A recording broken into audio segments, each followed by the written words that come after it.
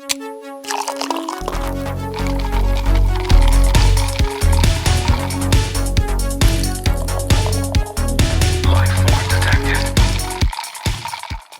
here we are. James Bonding, Moonraker. Welcome to DeGINerates. We got a lively chat here. We got my boy Roddy, Will Whitley, your boy. Sup, He said Will? PWM's back in the chat in the house. That's you. Oh, Sure. Pretty white Mike. Pretty white Mike. Now, is that you're pretty white or you're a pretty white boy? Like you're pretty and you're white? Or that's an adjective. What is it? I guess we'd have to ask Will. Yeah, we'll wait. Well, we're not going to continue on, Will, until you answer that. All right. All right, I'm just kidding. I'm fucking kidding. All right, what's Yeah, going on? well, I was like, nope. Okay, so we have. I was telling everybody a little bit earlier. I'll tell them again because I don't know when I edit. I'm probably cut the whole fucking first 20 minutes off. We've been making drinks for every movie we reviewed, and it's been kind of going off this book here. I'll say it every time. Shaken. It's from Bar Swift. They're in Soho, London. I think they also have another spot. Some secrets can't be shared. Bro, I don't know what you know as well, but we have no secrets on this show. That's how we're an open book. open. The other things are open besides the book because of the sharing. Mm. And so we're getting recipes. There's a book full of James Bond settings and characters, themed drinks, right? So we've done one pretty much for every movie, unless Mike forgets to make it. And today we're doing the Drax, which is the main villain, the antagonist of Moonraker. So we attempted to make it. I attempted to make it. What are you talking about? Okay, cool. I was like, I don't have much volume. And now I look at yours and, I mean, I don't have a flute. That probably would have helped. Sure. But you sip yet? Nope.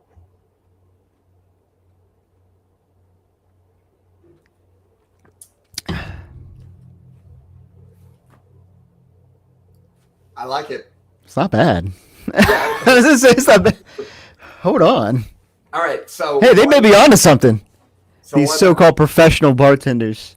I don't know if you know this. I'm not the biggest wine person. Yeah, me neither. And when I looked at the recipe, I was like, oof, it's all wine, dude. Okay, so we'll just hop in how I made mine because I know Yeah, sure. probably a little different from yours. So I did get the what's it called, Riesling. Okay, what kind? Yeah, Riesling. Yeah. What the hell? St. Christopher. Yeah. St. Christopher Roddy. I made sure to get it that it had the little dots and looked German and shit. You know. Oh, okay. I got some Riesling, but I don't think I really got one that was German. You ready for this? Yeah. I don't know really what it was, but something really called me to this one. Pacific Rim. Okay. Yeah, so I don't know. It was something about the name really got me going. But Sweet Riesling. Yeah. From Washington. It was $10 at the Kroger's.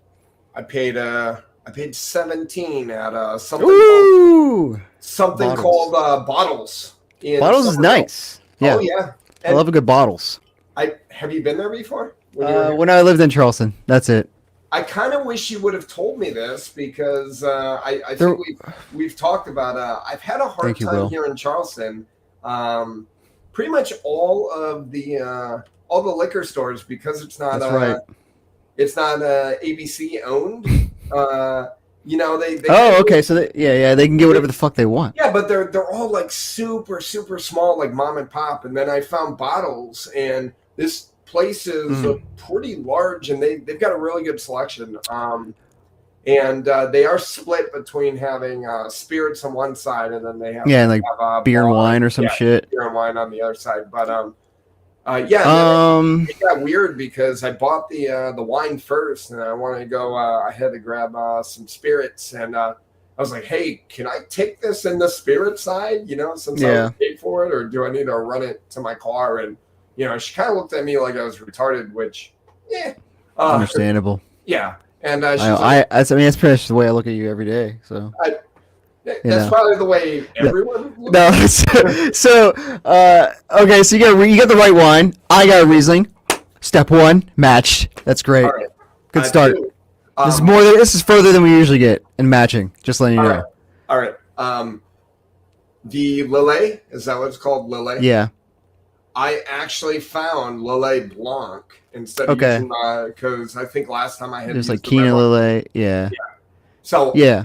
So I got the Lillet Blanc. So that's two ingredients, and then what's it called? Tincture? Is that what we were making? Tincture. It's a tincture, Mike. Tincture. Okay, I'm uncouth. Yeah, it's a word. Okay. I don't know. It's not like a classy word. Okay, tincture. Yeah. Yeah. So you made it. I made it. Now, I didn't see until after I made it that it called for green peppercorn, not black. I saw peppercorn. I did black. That's right. I don't see color, so. Okay. So I just grabbed what I got. No. Okay. So basically, I looked it up. I didn't get green peppercorn either. Okay. And it turns out that Will, we should do a live case race. All right. What kind of beer though? Well, I've hosted a couple case races in my time, and yeah. Well, how old were we? Like 20? Come on, bro. Shit. I mean, 21, obviously, but 25, 26, somewhere around there. Mike, I don't know. I got bad news for you, dude. That's like almost 15 years ago now. So apparently green peppercorn is just like black peppercorn before it's like fully mature. Yeah, all the colors they're all the same. It's just different ages. Yeah. So I did black peppercorn as well, and then I just kind of I didn't. It says to infuse the green peppercorn into the vodka for 3 days. I did mine for 3 minutes. Oh no! I did mine for about an hour. I did. Well, I made mine yesterday, so okay, like overnight. Yeah. And then I got thyme. Did you get thyme? Yes. Now I didn't get fresh. I used dry for my tincture, but I got fresh. It's just kind of like it's there, and that's the garnish that's on here. But whoops. Woo! Okay, so what's funny to me is when they pour it in here, man, dude, I saw this picture and I was like, that boy looks carbonated and I like it. Yeah. And then when you look at it, there ain't no damn carbon. I mean, I don't know, maybe if you shake the wine up a little bit, maybe you can get a bubble. So you made the tinctures. Yeah. Did you get the pear liqueur? That is where we probably deviated. So I could not find it. I found a spice pear, and it was $36, so I didn't use that. Oh, okay. Fair. Well, because that's the other thing. Like when I look at this stuff, like I had no problem. Like if it was actually like this is the pear cream de pura or whatever the fuck it's called. I think it's just French for pear.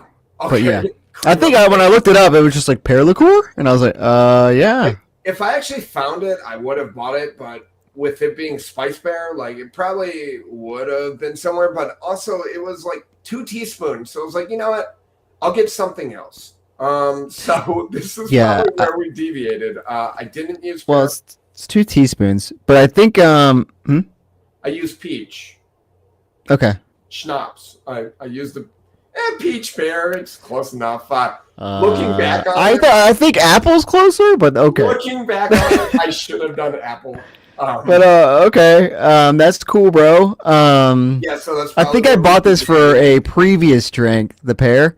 Okay. So I had it, but yeah, it's only 2 teas. And then did you get absinthe? No, because it was like a couple dashes, and I was like, I'm not buying a whole bottle for fucking. I found an airplane bottle of absinthe.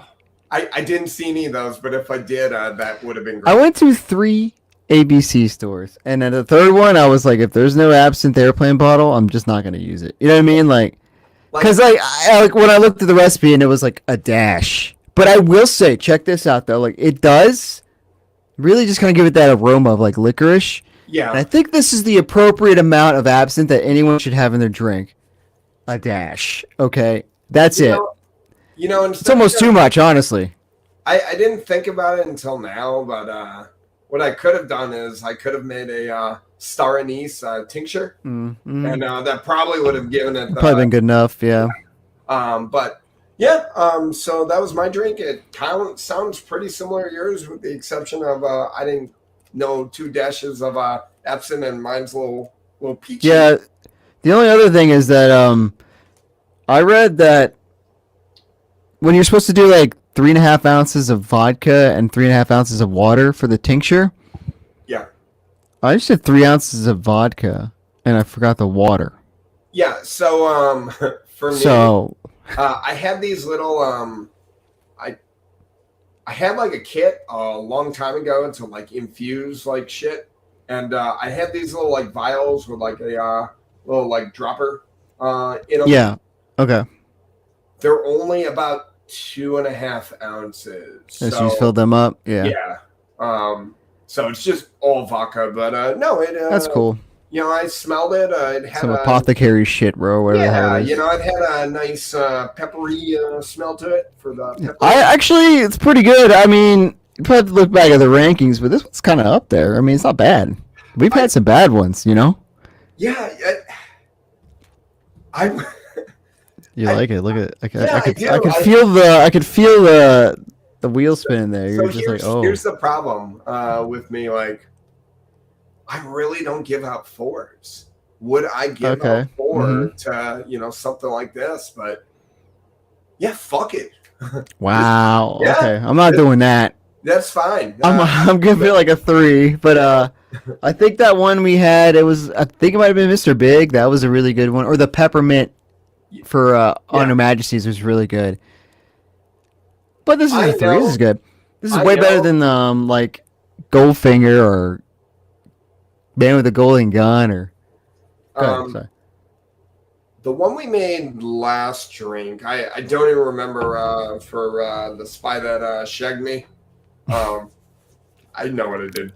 Oh, it was Dreamy Pines. That wasn't. It was also kind of minty. Yeah, I thought it was alright. Yeah, I think so. Okay.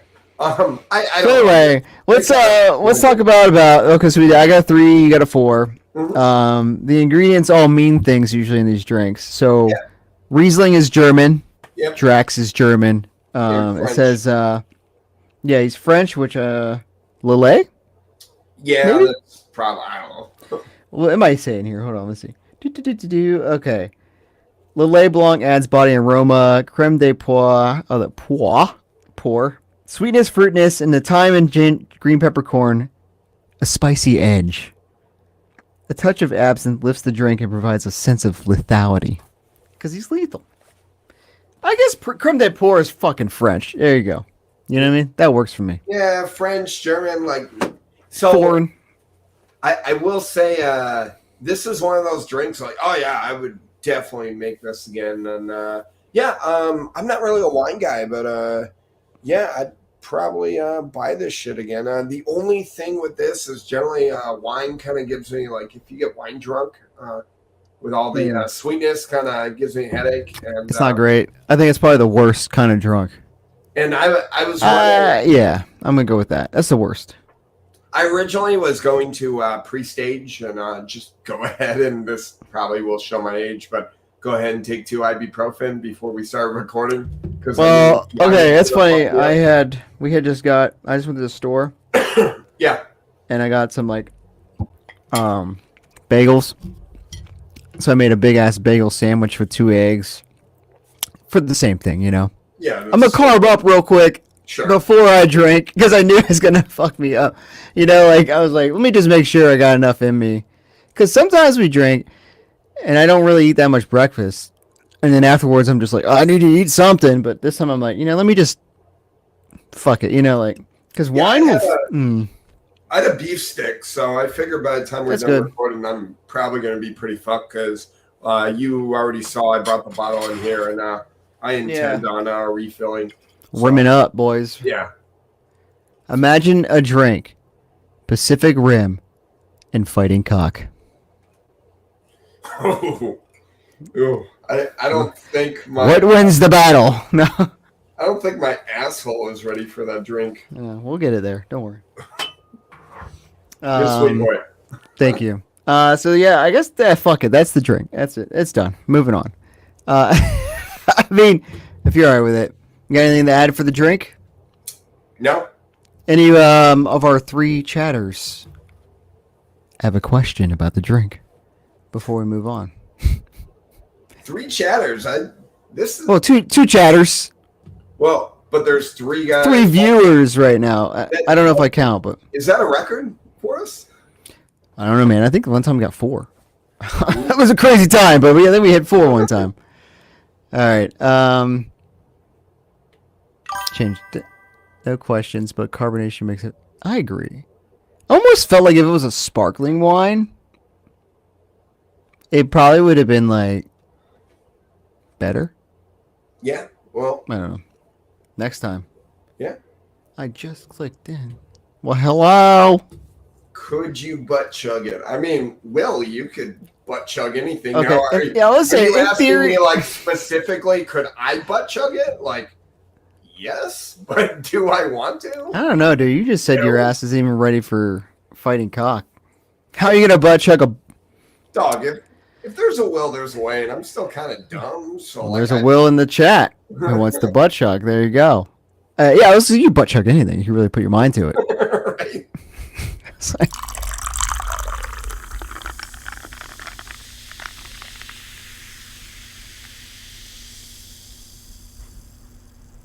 All right, so we're gonna do Moonraker. We're gonna review it, break it down. Let me get my. One of these tabs has my notes. Okay, there we go. All right. So Found it. So Go ahead. while you're pulling it up, so this doesn't specifically have anything to do with this specific movie. However, how do you watch your Bond movies? On my phone. Okay, like through an app or something. Yeah, through Prime Video. Oh, and then you just rent them. Yeah. Okay, so I know you have the collection, correct? I do. So let's talk about the collection, right? Let's So, talk about the collection. Go for All it. right. So I don't know how you watch these movies, but I just told you. Different how you watch them. I watch pretty much all my movies with subtitles at home, and a lot of times that's because like I'm usually downstairs, kids are sleeping, so like I'll turn the volume down so that it's like I can. Is this still is this hear- something specific to this movie? Because I Yes, also watch yes. I also watch with subtitles. Okay, cool. Well, I'm all right. curious So if it's the same thing. we're subtitle people, right? Yeah. And so I couldn't. Subtitles, dope or dumb. Anyway, Yeah, sorry. I was having a hard time like just pulling it up on like the remote control, trying to get subtitles. Okay. And I found in the actual like DVD, like in the extras, like I'm looking and it said something about like and it's got like a real James Bondy way of like saying like, hey, do you want to watch a specific scene? Do you want to start the movie? And I found one that sounded like it would be subtitles. So I click on it and it shows me the subtitles, right? And it starts from the bottom and it's showing me all the different languages that I could do subtitles. And it's got Korean and it's got Spanish, and you're going through Japanese, you're going through all of them. You get to the top and it says English. However, specifically it says English for the deaf or hearing impaired. All the other ones all the other ones just say the language. And this one specifically calls out for deaf or hearing impaired. Why do I have to be hearing impaired to want to watch my movie in subtitles? I don't know. I think, well, here's the thing though. It's not just like, it's like they add things to the subtitles. It's almost like the guy would describe like the scene. Well, You know what I mean? Like, okay, they'd be like, Bond is, he's preparing for re-entry, as in, penetration. And you're like, Okay, wow, I got it So now. what you're telling me is it's a different type of subtitles. It's like a more, Okay, I thought they were calling me out for watching the subtitles. Like, So yeah, like think of it as like if you were deaf or something, and you were, like they could be like he shouted it.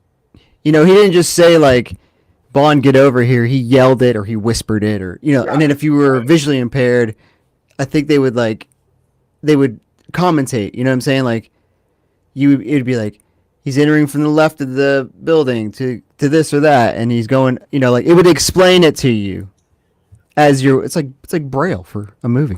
Got it. I just thought they were calling me out for watching these fucking subtitles. Yeah, you're gonna get a subtitle selection. It's like, and this is for Mike because he's an idiot. Okay, so right. He doesn't even know how to start up his computer.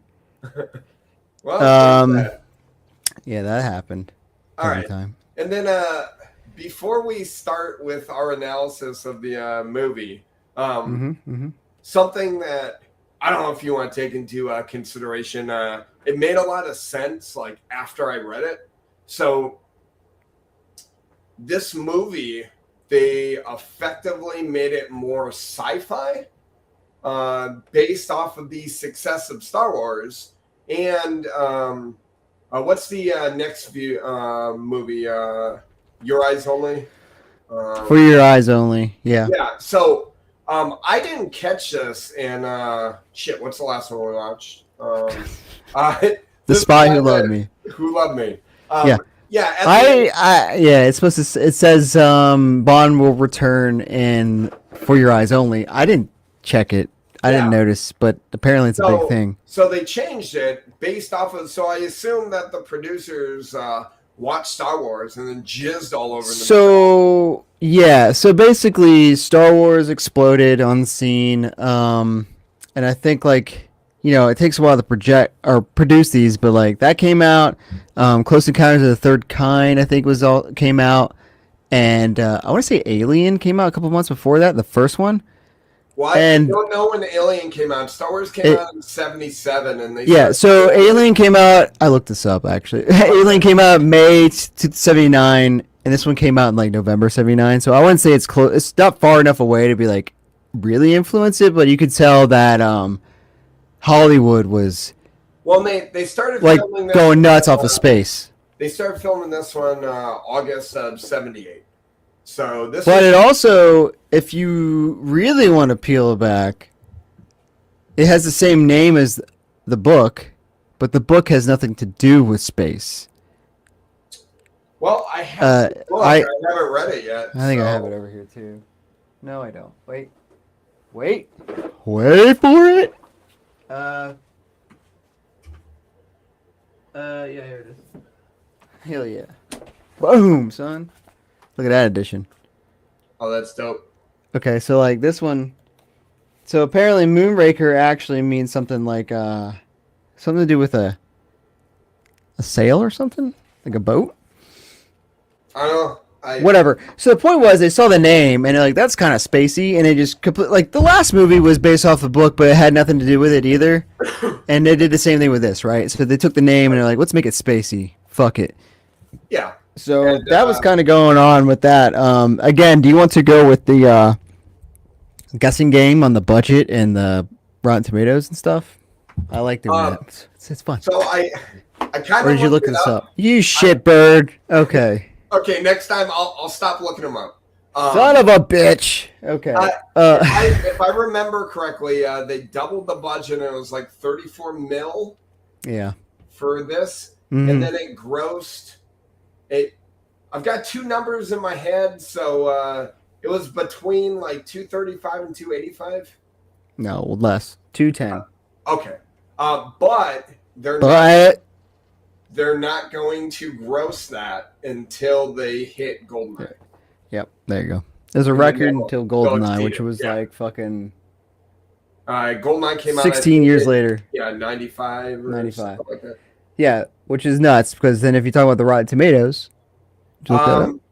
Yeah, I did. God damn it! Well, I took a screen grab because I thought one of the critics said it best, but I think it was a 60? 59. Okay. 59. So, yeah, I took a screen grab because one of the guys said more ludicrous plots, but outfitted with primo gadgets and spectacular sets, Moonraker is both silly and entertaining. And you know what?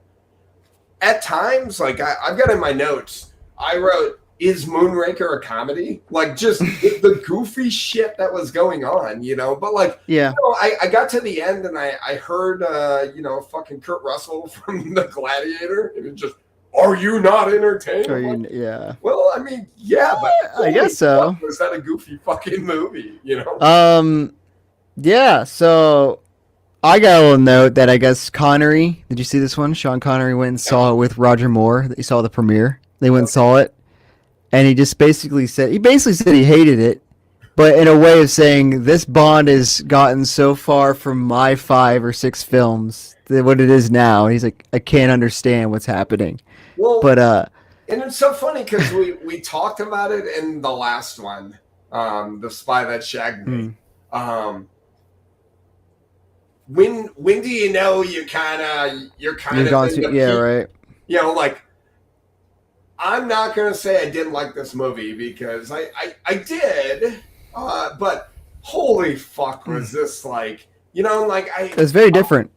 And I'm like, so if you're kind of treating it like a sci-fi movie, was it sci-fi? Absolutely. Right. You know, if you treat it like a Bond, like action movie, like, yeah, I mean, it was action, but man, like, and then is this the first movie that we've really had that is just kind of like, no fucking way could this ever happen in life? Yeah, I think so. I think it's like, well, did you watch Calvin Dyson's review? No. So I guess he keeps harking back to a quote from Cubby Broccoli, the producer. And they were talking about Star Wars, and, you know, and he's like influenced, but he's like, you know, they're dealing. He said it's science fiction, sci-fi, what they're doing. Right. And he said, we don't deal in science fiction, we deal in science fact.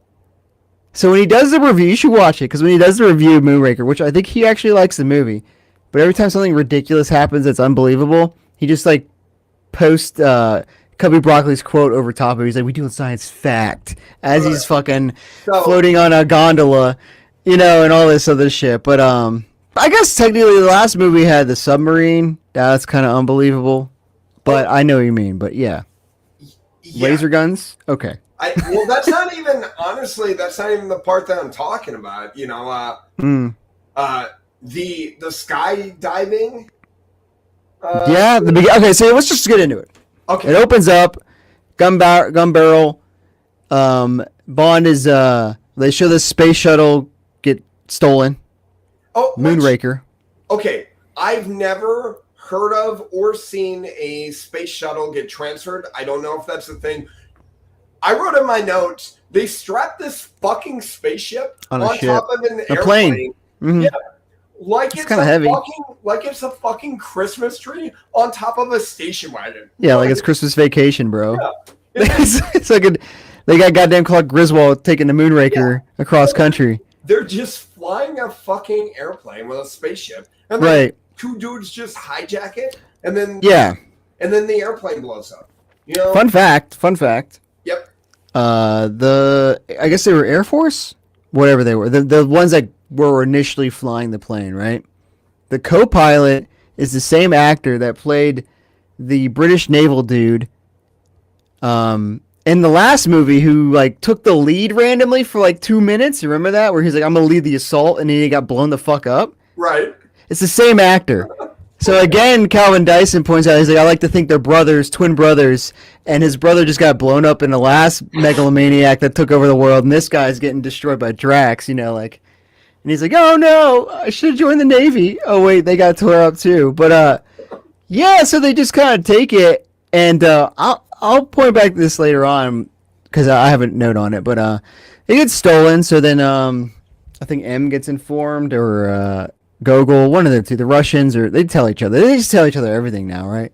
Right. And then he's like, where's Bond? Where's 007? Money Payne's like, he's on an African job. He's finished up his last leg.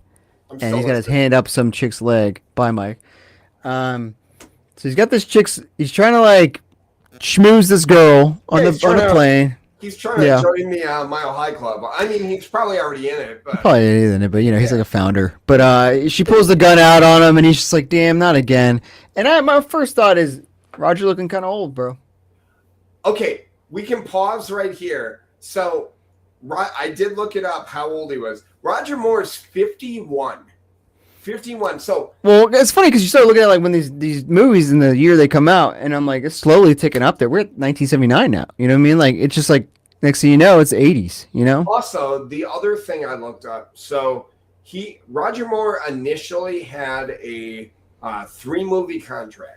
You know, and like he was already the same age or a year older than Connery when he joined. He just didn't. I mean, Connery used his body like a porta potty, so Connery looked old as fuck.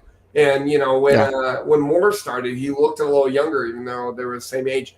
So he started a 3-movie contract that was up with Spy That Loved Me, and then for these next 4 movies, they just signed him to a movie by movie contract. But like, at what point in time do you fucking call it? So like, 51, he still looked good. He did look a little old, and how old was Craig? 50 something. Well, when he joined, I want to say he was 40. Well, I think it's the same. I think I would say, me personally, that I'd say 50 is when you should start thinking about it. I think Pierce and I think Daniel Craig were both like 50-ish, and they both, you know what I mean? Like now my boy, Timothy Daniel Dalton. Craig, well, I think I said Timmy Dalton. Timmy D. Timmy D's. Yeah. Well, he was in his 40s when he did it, but Daniel Craig, even at the end, I mean,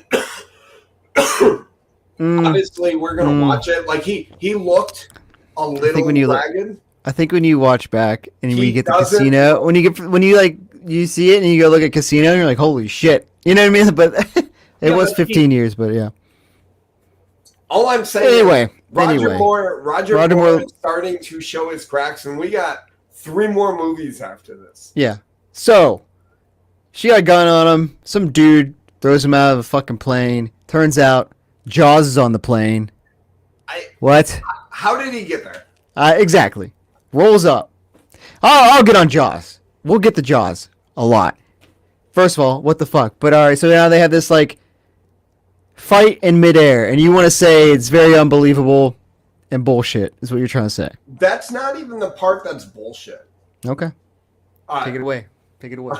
Okay. So, one, I got, for whatever reason, I geeked out a lot on how they actually filmed this movie because what they did was pretty dope. This scene was filmed in midair. Like, that's cool as fuck. Like, now, obviously, it was all, stunt doubles. But, it's this idea that, Bond throws the guy out, and then Bond, Jaws is on the plane, so Bond jumps. And then he's, like, in a free fall, and he catches up this guy, and he fucking slams his parachute. He steals it, right? The unbelievable part is Jaws jumps out as well, and then he's unsuccessful with fighting with Bond, and then he lands on a fucking top hat circus and just falls into a trapeze. But hey, there was a net, so he didn't die. Like that is the unbelievable part. I do like when Bond kind of does this, like, I'm gonna aerodynamic myself and then zoom up on the guy. But I did say the transition into the title sequence is, in a word, odd. Because he kind of just like drops on this tent and then just spins around Jaws, right? And he's like, woo, woo, woo, and then he goes like, and now we're in a title sequence. And I was like, what the fuck just happened? And this is kind of in. We're definitely going to see it towards the end of Roger Moore, and we don't. I think Timothy Dalton, if I remember correctly, his movies kind of get back to kind of being more realistic, and then they do this all the time. But yeah, I think Pierce Brosnan started out like Goldeneye, if I remember correctly, was mildly realistic. Then it just gets like you could tell. They do waves, man. Yeah, they do it. Hell, you could even say No Time to Die was kind of unrealistic, but we'll get there. But so it gets real goofy real quick on that. But then the Yeah, title sequence. Do you know who sang the song? Did you look it up? I did not. All right. What do you think about the song? I have it in my notes. I said, "Is this the worst Bond song I we've said ever title song kind of sucks balls, had?" and I said I'm sorry, Shirley Bassey. Did you know that? I don't know who that is. She's the one who sang Goldfinger and Diamonds Are Forever. Oh shit! And then And this is the third of her three of three that she did. and, I can't comprehend. It's so bad. and Diamonds is such a banger. Even Goldfinger is a pretty damn classic. You know what I mean? Like, yeah, but again, Diamonds birthed a lyrical genius. I'm just saying, it doesn't make it didn't. I didn't know it was her. You know, and I looked it up and I was like, holy shit, because it was very very boring. I didn't even. The last one was kind of slow, but the last one was also like mildly like I remember hearing it before. You know? Yeah, and so same with the gold man with the golden gun. I think the crazy thing to me though is still that they had Paul McCartney and Wings, and then they just kind of like dropped off since then. I guess Carly Simon was okay, but like yeah, like the other weird thing. So I was watching this, and you know, it being space and it being the late '70s, my mind went, wait, they couldn't have got David Bowie to sing the fucking intro song. And then I found out that originally David Bowie was going to be Drax. Oh, really? Yeah. I don't know. Yeah. So like, I thought, because Bowie definitely kind of like with Space Oddity, you know, he kind of popped into the whole theme of like space, and then he had other songs about space. And I think that probably would have been good. Yeah, I think so. Yeah, this song was yeah. Okay, yes. We agree. Understood. Yeah. Shitty. Yeah. So they basically little bits and bobs. Bond rolls up. They tell him, "Hey, this shuttle got stolen. It's owned by Hugo Drax. This fucking billionaire, I guess." The funny thing is, there's so many billionaires in Bond's universe. They just keep popping up. How do these people get all this fucking money and no one knows who they are until they do something stupid like this? You know what I mean? Like, okay, this is the part that confused me. So, like, at first when I watched the movie, it sounded like, hey, we're going to send you out here. This is the guy, you know, this is the company that made the space shuttle. Kind of figure it out. But, like, when Bond rolls up, it's very quick, very obvious, apparent that Drax doesn't want this motherfucker there. So yeah, like, it's very obvious right away that this dude's up to no good. Like, you know what I mean? Like, yeah, but like, maybe I misheard it or miswatched it, but it seemed like, hey, go to this fucking place. You know, they're gonna. It sounded like there was cooperation. You know, it did too. And I guess I thought it was just kind of him doing like if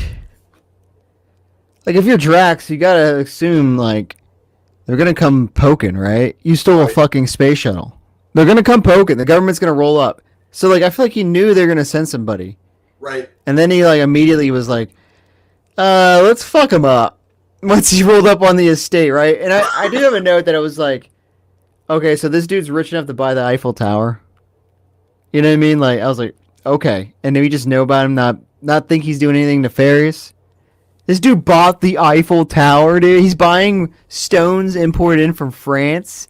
And we don't think he has some kind of egotistical... Whatever. He rolls up, and he's supposed to meet... Who told him to meet Goodhead?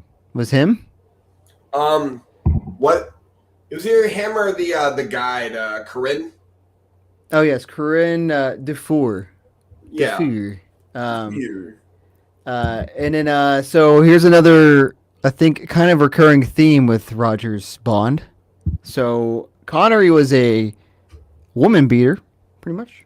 I'll say it, pretty much, right? More hit women than the first.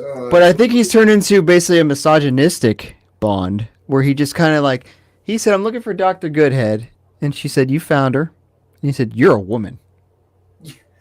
A doctor? Excuse me? Also, okay. We're not even hiding it at this point. Goodhead? Are we fucking kidding me? Yeah, I know, right? Like, they couldn't think of anything else. Like, oh, shit, we didn't think of a name for the girl. What are we going to put? My favorite part is that later on you find out she's a CIA agent. How's that your favorite part? Her name, and she's an actual government, like, agent, and they were just like, that's a good name. Keep it. That's fantastic. Yeah, like, good name. Good. Like, at least you could say James Bond is a very generic kind of, like, name, right? You could just be like, Jim is a common first name. James is a common. Bond is not very, now it is in the world because of the movies, but, like, really, it's bland, right? Yeah. So you could kind of be like, he's a secret agent that goes undercover easily. Her name's fucking Holly Goodhead, dude. Like, she's going to perk up anyone's ears anywhere she goes, like, if she's trying to be undercover. But maybe it's a different angle.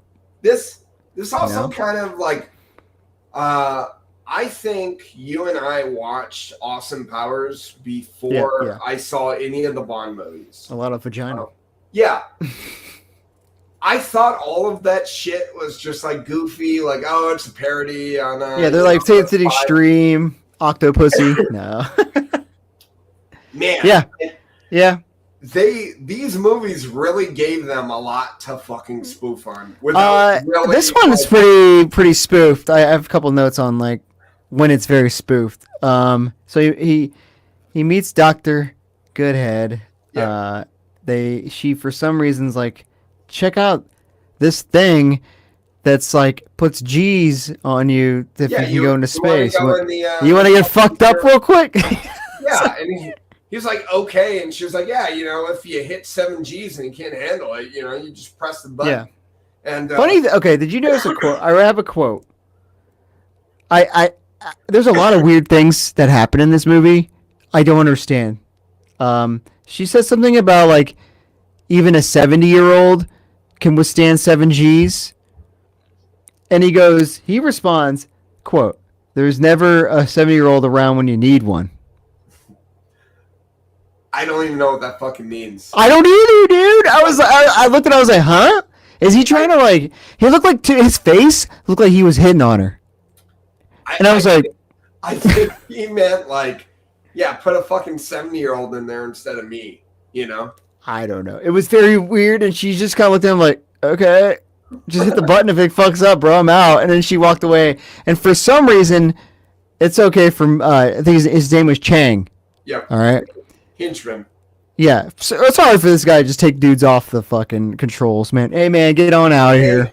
Hey, lunch break. Lunch break. There you go. Chow line's up there. Let's go. And he puts him in there, and he just like fucks. He basically disconnects the kill switch, right? And I got that he hit 13 G's. That's what the meter said. Yeah. And That's a lot. Yeah, and then quite a bit. So something we glossed over was his interaction with Q earlier in the movie. Oh yeah. And Q gave him he gave him like a fucking like wrist gun where. Yeah, damn, I really forgot about that. Sorry. Yeah, yeah. good call. So he had the wrist gun, and he was able to like Spider-Man like web sling his fucking wrist gun, and he shot the fucking controls, and it's got two kinds of darts. One, the armor piercing he just used, and there's another one that's got like cyanide. Don't know how he switches them, but he's got two different darts in it. Maybe it's like the Dave Chappelle. Maybe he just has them staggered. Yeah, right. Every other one is a fucking Oh, side note, I don't know if you noticed my shirt. Boop, boop, boop, boop. Yeah, I'll show you. 7. Back. It's mostly the back. Can you see the back? How's it? Stand up a little bit. Fuck. How's that? I just want to. You know what? I just want to what? What does it say? I just want to Bella. You gotta slide. I know. I just want to believe. Yeah. I just want to believe. I just want to believe. I don't get it. I don't get the reference. Really? Tommy gun, dude. I got this at the show. Brand new. Wow. You went to the show? Yeah, me and Chris went to the show. Oh, I didn't know that. I told you to come. Yeah, well, you told me to come. I didn't know if that was like an empty, like, hey, you should come, you know? I mean, you should have came. All right, I was going to go regardless, but I wanted... Sidebar, how was it? Amazing. Fantastic. I'm sure Brand New is going to continue to tour, and you and I will make it. It was fucking packed, so I think so. They played almost everything. They played almost too much Daisy. Well, and that was like four. Daisy It was like 4 songs. It was like 4 songs. Well, they played the right 4 songs. They did. Yeah, sidebar, but like they opened with Mixtape. Then they went into like 5 or 6 Deja songs. Then they went into like 5 or 6 or intermix between Devil and God and Daisy. They did a little acoustic set, and they did, I think, From the Bottom acoustically. And I'm gonna say, it's better that way. Okay. Actually, a good song when it's acoustic. Then they played like 6 science fiction songs, and then they kind of finished off with a couple more Devil. It was great. I'm not gonna lie. It was like they like touched everything enough, except for they don't play much Your Favorite Weapon, but it's okay. But like. Well, and I know because I have been listening to whenever they post. Like the live shows, I've been listening, and it sounds like Jesse Lacey, because he's been on record saying that he doesn't really like to practice with the band a lot, and like they really just like go on stage and like do it. And I knew early on, like he was forgetting like lines and shit like that. Like, did it sound like he pretty much like picked up his? Yeah, he sounded like he had it. I mean, you could tell his voice is older. You know what I mean? Like some of the screaming and raspy is cut not as much, but still good. I mean, like, did you not see? I sent you the picture of that poster I bought. I mean, you can buy a poster. I bought it there. Limited. Okay. It was 50 of 50 from the Pittsburgh show. That's awesome.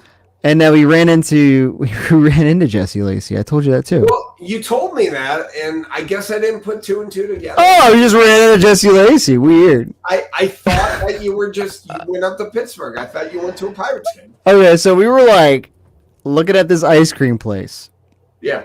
Because we just wanted some ice cream, and all their flavors are on the front door, written, and like almost like this board back here, like written, like we got this today, and we're like looking, and then this guy and his daughter are coming out the door. I'm like, oh shit, so we just kind of like me, Chris, and Brandon, but I move out of the way, like oh god, right? And when he comes out and he like kind of looks at me, and I look at him, I'm like, it's fucking Jesse Lacey, dude. I was just like, and he looked at me, he's like. And then he just like walked to the curb with his daughter eating ice cream, and I was just like, Chris was like, that's Jesse Lacey, dude. That's Jesse Lacey. And we're just like, don't look at him. Don't look at him. Like, I don't want to be awkward. And he's sitting there with his daughter. I don't want to be. And we just stared at there until we walked away. And I was like, oh god. But it was like and then like Brandy made a good point. She was like, he probably thinks we're fucking weirdos that we're staring in the door at him and his daughter. But in reality, we were reading ice cream flavors. You know what I mean? Like, he's probably like, these motherfuckers, I'm just trying to eat my ice cream and live, man. And like, yeah. Great show, though. They closed with Welcome to Bangkok, and they fucking cranked the volume on the drums. Yeah. Like, to like 11. It was just like you could feel it in your heart. You know what I mean? Like, yeah. And then like, they play Crack the Sky, and at the end, when he's like, this is the end, everyone started playing music. Like the drums came in and everything. So it wasn't just him playing the acoustic at the end. It was just the whole band was in it. It was tears, brother. Tears. I'm sure. Tears. I'm sure someone recorded it. I will listen to. They did Quiet Things that I couldn't sing without crying. Not even shit. It's like, oh, buddy. Old times. I know how much you love that song, and I know how much you have. What it's weird though is the first time I heard it live. Well.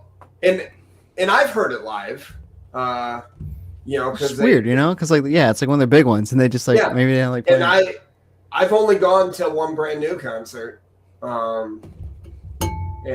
yeah, I've been to like 4. Yeah, and yeah, whatever. You look at the draw, Anyway, we're back. I just want to show you the shirt and stuff, but we're talking about Moonraker.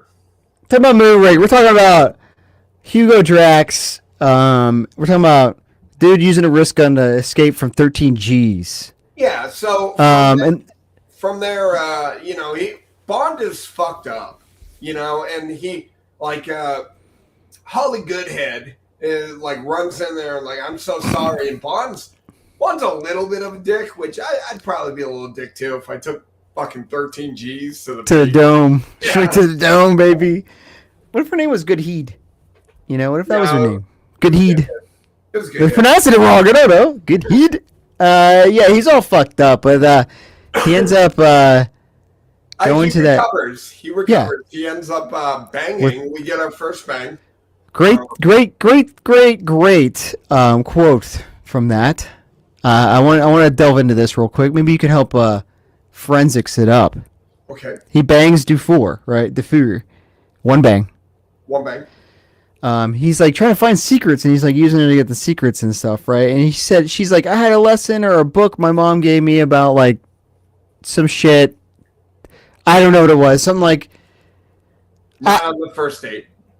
Basically, right? And he said, you never read that? He said, what did your mom write or something? And she goes, I never learned to read. Yeah. And then Bond's like, fuck yeah, and just starts plowing her. Yeah. Did Bond bang a... Well, this might be a callback. I'm just... who's the first Bond girl? Honey Rider. Yeah. He's got a type. He's like... I read no. Videos. Yeah, I'm on letter E now, bud. We're getting there. We're almost halfway done. Yeah, I was like, bro, I'd be like, hold on, you can't read? All right. So, but anyway, so they bang, and then he pulls out a little like camera. It's a camera. Okay. Which very remind me of Austin Powers. Yeah. Where he pulls out he's like yes, like the little camera. It's got 007 on it. I guess it's a gadget. I have it written as a gadget, kind of. Yeah. He gets some information about some. They find out later what it means, but he gets what he wants. He gets what he needs. Well, because he pulled out a decoder to crack the safe, and then he pulls out his camera and take pictures of all the shit in there. And then while he's doing it, he's pretty much like, all right, I'm fucking done. I'm leaving tomorrow. And then Chang is like in the fucking bushes, like just watching. Yeah. So then they're having. He watched. He definitely watched him bang. Oh yeah. I'll say it. He was cucking, bro. Hardcore. So, Chang, more like cuck. Chang cook.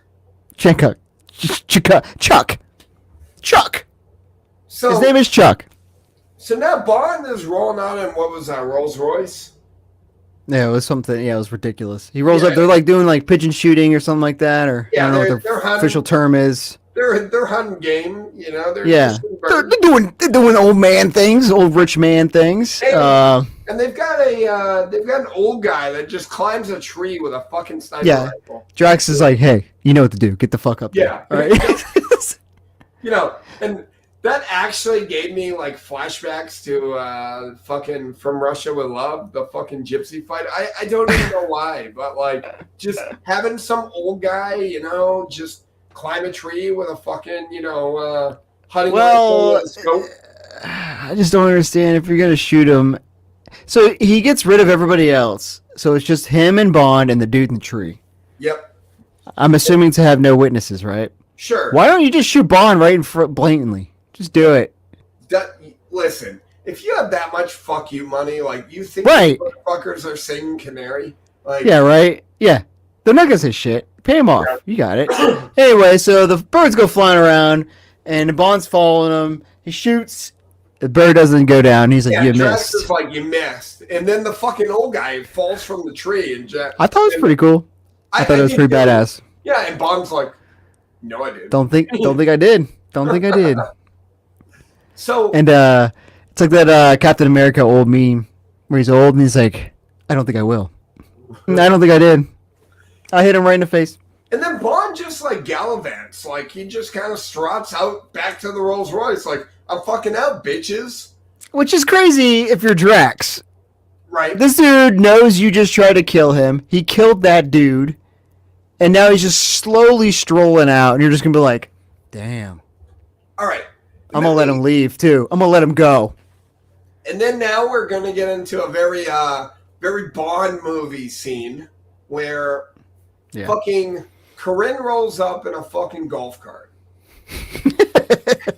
So that's the Bond thing, yeah. So, well, that's not the Bond thing. But I know. She rolls out in a golf cart, and then there's effectively like a exchange where Drax effectively says like, "Hey, like I know that you fucking helped him get sick." And he looks at Chang, who's got dogs. Yep. He's like, and then another villain. Using animals. Mm. So this is the weird part that I got in my notes. She rolls up in a golf cart, and then the dogs are released. Yeah. And she runs through the woods. Why didn't you get back in the fucking golf cart? Yeah. Yeah. Maybe use the vehicle that you came up on, dude. And then and this is another fucking Bond trope. You help Bond, you gonna die. Yeah, I said Bond's fault. Should we start a tracker on people that get banged by Bond and banged by death by Bond? Maybe. There's too many. There's too many at this point. We're behind. Yeah, we're very behind. So Bond goes and meets up with. He goes to Venice to this like glass shop. Yeah, because he saw the name of it because when he took his little pictures. It had like a honeycomb shaped like glass, and then it had the name of the glass. So he went there, and this is the other weird part to me. So he rolls up, and like the front of it is like a shop, and he rolls up, and there's a cute girl working the counter, and she's like, "Have a look around, whatever you want." He's like, "Thank you, I will." And he's just like rolls in the fucking back room. Yeah, just start picking up shit. Yeah, now they're in a fucking warehouse, like blowing glass and shit. Like every customer can do this. Like, hey, I'm just gonna roll back to check it out, dude. Yeah, I was like, and no one even said anything to him. They're just like, okay, yeah, and go for it, dude.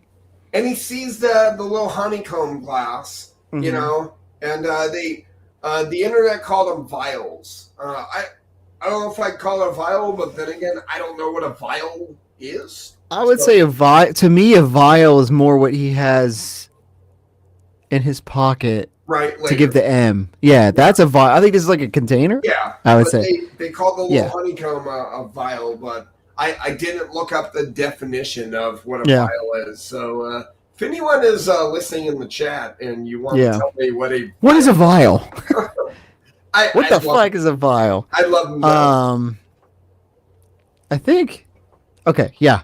So then he just kind of like decides, all right, I got some. I'll come back later or something.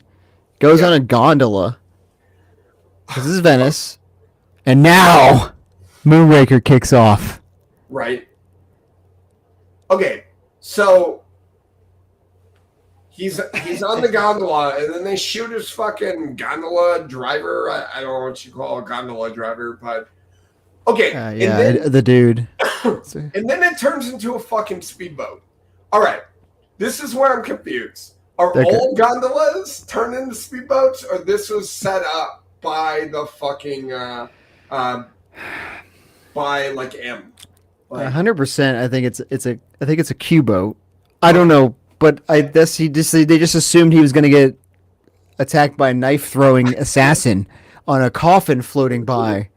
And then like, oh man, and sorry, driver dude, you might get taken out as part of collateral. It's just gonna happen. It also got weird because the gondola later turned into like a Wienermobile, and it turned into like a hovercraft thing. And he just drove it through the streets, and everyone's watching him. Yep. And then he's done. Like, and then he's just done. I said, I basically was like the boat attack and the chase afterwards basically took this movie camp level from like 0. It was kind of campy, but not really, to like 11. Like instantly, it was like, boom, hovercraft, boom. I don't know. Fucking Jaws falling into a circus. Yeah, pretty good start. Yeah. And then I don't know. He I guess he kind of just goes away until nighttime when he comes back to the lab. I guess Yep. that's what happened because he just kind of stopped driving and then they just cut to the night. Yep. So he's there. He finds the lab, and he just fucking murders dudes by being nonchalant with this fucking liquid. Yeah, You know, he found there were a couple vials that they were which Will, I don't think you could butt chug that. I'm gonna say that, Will. You don't butt chug this deadly virus in you Moonraker. could, but you could definitely only do it once. One time, yeah. That's the ultimate butt chug. One and done. So he finds this thing, and it's in the honeycomb container. This guy's putting it in there. Yeah. And he's like looking at it. He's like, oh, I don't know what this is. And like puts like one of the vials in his pocket. Yep. And then like, yeah, they're coming back, and he like kind of fucking... he sets it off, and they go to move it, and they didn't know it was there. And then the vial drops and breaks, and they just die. Bro, they work for a bad dude. I get it. A shit company, like an evil corporation. But these homies are probably just on the night shift, Right. waiting to go home and see their families. Right.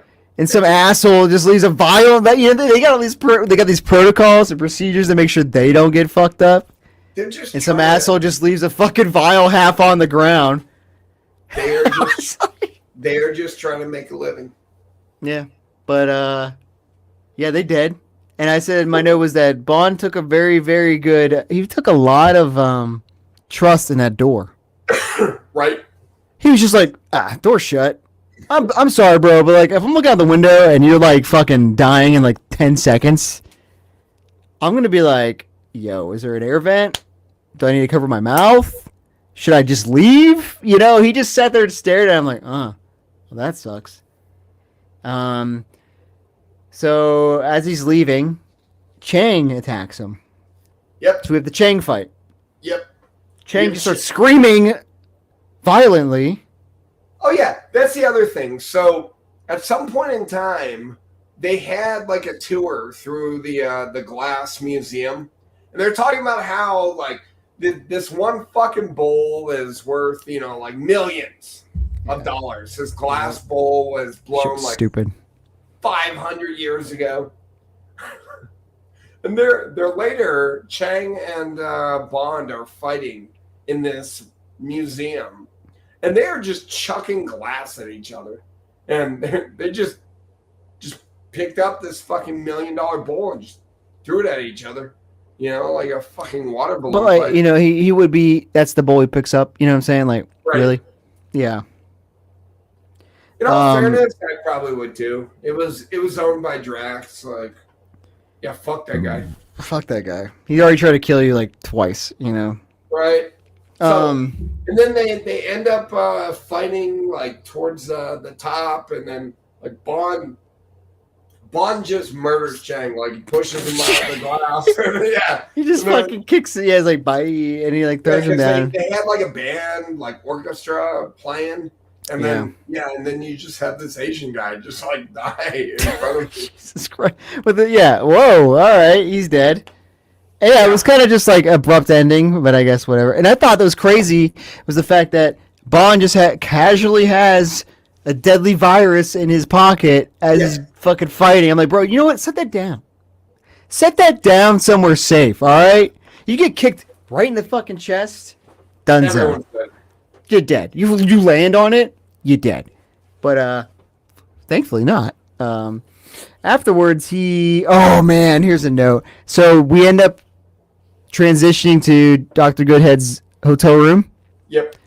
What the fuck was him scaring her by grabbing her arm? I don't know. Do you remember? He's like, ah! And then like I was like, what? This is another way. I'm telling you, there's a few of these, like the jaw scene, the dude coming out of the coffin. Like there's a few sprinkled in, and you're just kind of like, what? You know what I mean? Like, did somebody have this like good idea and was just like, this guy's in the corner, just and then guess what? Bond scares her. Yeah, why not? Put that in there. He kind of like starts interrogating her. He kind of basically just says, she's CIA.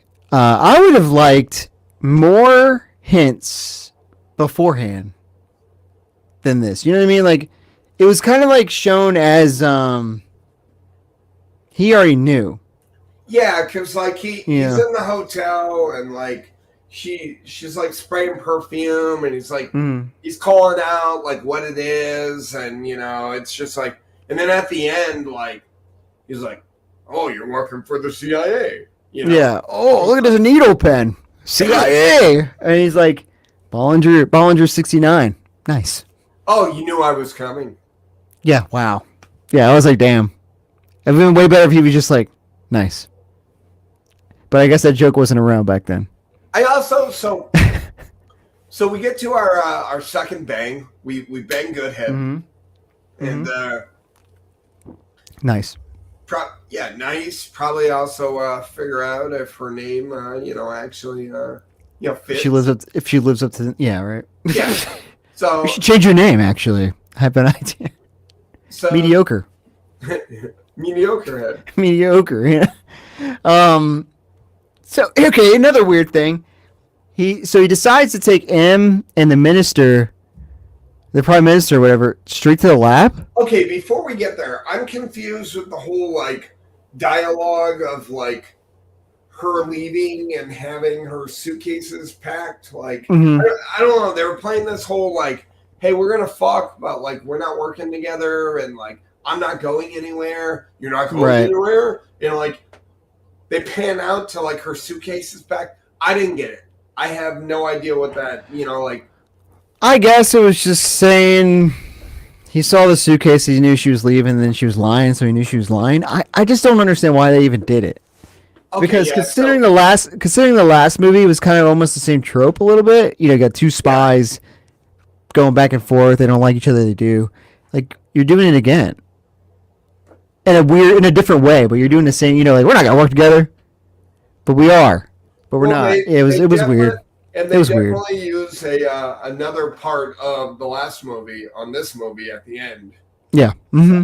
Yeah. Yeah. They also use another part, but we'll get at the end too. Oh yeah. Well, so I just thought it was very weird. This is very uncharacteristic. Is probably the best word to say. To bring M straight to a villain's like lair. Right. You know what I mean? Like, hey, dude, this is where he's making his deadly virus. I'm gonna bring you straight there. Check it out. Imagine Daniel Craig bringing M to like, I don't know, some house that gets bombarded by some villain. That'd be weird. No, Daniel Craig. No, I'm just fucking. He's not gonna do it. He would never bring her to fucking Skyfall. That'd be weird. Where she could die. Not my Bond. Not my Bond. No, it was just weird, dude. At this point, why would he roll up? Like, there's a potentially deadly virus in here. All right, bro, let's bring the minister and M in this bitch. It was just weird. Yeah. And, of course, Drax is one step ahead. He's got it all cleaned out. And JC turned it into just a room. No more lab. I'll say the funny thing is, here we are, where we are. Here we are. All right, so M's nice again, the Bond. Yep. Okay. And I said, Bond be taking mad leave, dude. Well, yeah, because M, so. I feel like every movie, he's like, take 2 weeks to leave. Well, it was like a wink, because. Yeah. I know, he needed him to be like off the books so he can like not be tracked and shit like that. Yeah. It just like the same thing happened like On Her Majesty's. This happened again in like another one, and it's like. Yeah, but it was also. It was Man with the Golden Gun, right? You just made me look like a fool. But then like Bond's like, hey, I got this fucking vial. This is my evidence that, fucking Drax did this shit. Like, and Emma, like, Bond's a lot of things. Like, would I trust Bond with, like, my fucking sister? No. Yeah, right? No. If Bond's like, hey, Drax is doing this shit, here's the vial to prove it. Yeah, man, like, you're onto something. Which is also crazy. It's crazy to me that, like, the prime minister was immediately like, you're off. Take him off. Yeah. Like, this is your, like, top government agent. It's your guy. And you're gonna believe this German rich guy. Yeah. And not, you know what I mean? Like, yeah, you're not gonna be like, well, that guy's lying. It's clearly Bond, the liar. You know, like, why would he bring you here? And again, like, don't trust some prime minister. Don't trust him around your daughter. But like, yeah, he's but the dude's trying to save God, queen and country, or whatever the fuck you want to say. You know what I mean? Like, that's like the only thing he cares about. It's the only woman he's not gonna betray is the queen. But so. He would have fucked her, but like, hey, can I get information out of you? I gotta do it. Sorry. He's not gonna betray her, but he will fuck her. Actually, I don't even think he's like, you can't give me any information. None at all. All right, I'll still do it. Okay. I have to. I'm Bond. Right. It's what I have to do. So yeah, Bond's like, yeah, I'm going to go on vacation. I'm going to go to Rio. Rio. Don't look for me in Rio. And then they pan to Drax. I love this shit. Okay. The dude's on the phone. And he's like, yeah, my dude Chang got wrecked, dude. He got thrown off a roof. I got to replace my head honcho. I need an assassin. And the guy's on whoever the fuck's on the other side of the phone's like, ooh, all right, we got just the guy for you. And he's like, oh, you can get him? He literally is like, oh, if you can get him, then like, oh, sign me up, brother. And I just like, is there like a hiring, what do you call it when you're like headhunters? You know what I mean? Like, yeah, I'm henchmen, headhunters. I said they call it the Triple H, the hire hotline for henchmen. Like shit. I think it was Yahoo back in the day. Ask Jeeves. Yeah. If it's like an Ask Jeeves for like fucking assassins. Yeah, so it's like what today is like Indeed, bro. You put your job posting up there. I need a henchman, metal teeth, preferred. But if you got a good like samurai background, that's also cool because that's what I was used to. But yeah, I can just imagine all these guys like odd jobs over there. Like if he didn't die, he's like I could do it, bro. He didn't kill me. I got a hat. I could throw a hat. Who throws a shoe? At this point, Jaws got a reputation. Jaws is the guy. Which brings me to the question: what the fuck was he doing on the plane in the beginning? I have no fucking clue. Just hanging out. I'm a mercenary for hire. In Jaws, he's so weird. Like, that smile and the teeth, and he's just like. It's so slow. He's like, I can't even. I even have a note. It's like, I think I'm done with Jaws. I was like, so I'm done with Jaws' creepy ass bite. So he meets this chick in Rio, and she's like the contact. I cannot remember her name. All I know is she's 3-bang. 2-bang. She's 3-bang, dude. No. Defour. Oh, yeah. Good head. 3-bang. And he just rips off this chick's clothes. Yep. Oh, we have time to kill? Whoosh, take off the dress. Holy shit, brother. And then, kind of like the, we'll say like misogyny. So later they're like Bond goes into a warehouse and he leaves her in the fucking alley. And he's like, yeah, don't talk to any men. Don't talk to any weird men like me. And so during this, they have a carnival going on. Yeah. In Rio. And then they have this like big-headed like costume. Clown. Yeah. And like it's approaching, and then it takes its fucking head off in its jaws. Boom. And then he tries to do the bite on this girl, and then like druggy people come through. So it's like, and then it got weird because then Bond comes down and he's trying to fuck him up, and then more druggy people come and they take him away. But like, okay. Like, I get it, you're trying to be discreet, but, like, also, what does it matter? Yeah. I also thought it weird when, like, the druggy people came up and, like, she was being, like, literally held by him and, like, looking in pain, and he was going to bite her, and they're just like, I don't fucking care. Yeah. I'm dancing. They're just dancing. They're just dancing, baby. Fucking dancing. Also, she couldn't scream. She's like, and I was like, oh, Jesus. And he's like, yeah. Oh, I was done. Anyway, he gets swept away apparently, and that's that. And I don't know if I don't think he rebanged her. He might have off screen bang possibly. I assume, but I assume he banged her 100 times, and she's just left in the bed recuperating for the rest of the movie. He's like, finally. And I said, he finds another pop-up MI6 HQ. This is where he ends up, and then Q's got his lab going on. Is this where he rolled up randomly on a horse? Yes, and he's wearing like a poncho. Dude. Yeah, I didn't get Yes, I don't understand. He's got some getup going. That's exactly. He rolls up to this HQ. Yeah. Q's got a laser gun being tested. Oof. A bunch of other shit that was probably would have been cool in the movie, but they never put in there. And basically tells them that like he's got to like find Drax. I don't understand the point of this. Yeah, I don't know. And then is this how we cut to him going to the fucking Skyride? Yeah, because he's like, oh, that's what it was. Okay, this is him to say that there's a plant, an orchid, and this is the toxin, and it's only being grown in like one part of the world. Right. And yeah, and he was like, Q's like, I gotta wait for you to get there, and it's like some boat, a boat. You know what I mean? Like, yeah, no, but aren't we skipping? I think we skipped the whole air ride scene. Oh, we did. Good call.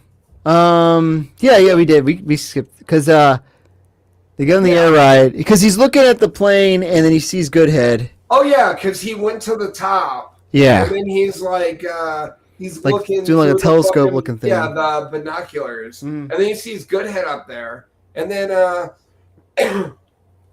they're fucking riding it down, and then it stops, and then Jaws tries to fucking hijack. There's some random partner. Yeah, another old white guy. Maybe he was part of the deal that when he got hired. Yeah, because I gotta bring this guy. I gotta bring my buddy. Because you hire me. He billy clubbed the guy who was like running the fucking Skyride. Yeah. So another good quote, stupid quote. I like to write down the dumb quotes. She says, "Do you know him?" He goes, "Not socially. His name is Jaws. He kills people." That's unquote. What the fuck? Who wrote that? Yeah, I know that guy. He kills people, bro. You say stupid quote. Amazing quote. I thought it was funny. I laughed. Like, yeah, he kills people. This is kind of when I thought it was a comedy. You know, like yeah. I know the guy. We don't really talk. He just kills people. Kills people. Yeah, so then he's like, Jaws is like jumping apparently. He's got Donkey Kong skills now and can jump fucking like from gondola to gondola, whatever you want to call it. I don't think it's gondola. Okay. Whatever you know. Here's the other random thing. So I just call it a skyride. So they're in the skyride. Busch Garden style. Yeah. And then they fucking climb up on the roof. And Bond's like, hey, Goodhead, grab that random chain that's in the skyride. Check that out. Who left that here? Thank you. I thought did she use one of her gadgets or no? I don't think so. I don't know. Eventually they all right, bro. And fucking Bond rides. Let me stop you there. All right, you do CrossFit. Yep. So you work out quite a bit. You know, I try to work out a little bit. You know. Yep. I don't know what Roger Moore's regimen is in 1979, bro. But like, could you? No. Not exactly. Could you be like, hey, Karis, grab onto me as I hold on barehanded on this chain? If it was 3,000 feet up or whatever the fuck it was. If it was fucking strapped around my wrist. Oh my god. He was like, we're good, baby. And I was like, what the fuck? Yeah. Is Bond just like amazing strength? He's got upper body strength out of this world. We just don't know. He's got like that, like, I don't know. He's like the big strong guys that are just kind of fat. You know what I mean? But he's just like an old dude. All right. Old guy. Another sidebar. So I took my kids to there was like a birthday party a week ago, and we went to like a trampoline park, and Calvin got in for free because that was the birthday party, and I was like, hey, I'm gonna take the girls with me. I'll just pay for them, and we'll do this trampoline park. And Sure.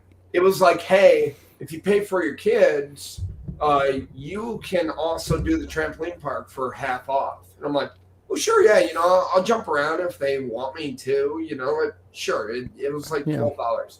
So they had like a Ninja Warrior setup, and I've heard producer Brady was just telling me about this shit. I didn't know they had that. Well, they have it at Rebounders. They have Ninja Warrior, but yeah, so they had a setup where it was like it was plastic, but think of like plywood, you know, being like vertical. Horizontal across, and then you're like, you have to like you run and jump onto it, right? Like Mike, clean the horizontals, and you're like, I am, motherfucker. I'm cleaning the goddamn wall. The horizontals. No, I'm kidding. So like you have to run and jump onto this platform, and you're holding it like fingertip, and then you like jump, and then you have to swing, and then you have to jump onto the next one. Well, I had some guy watching me as I'm trying to do this, and I was unsuccessful. I haven't worked out in quite a while.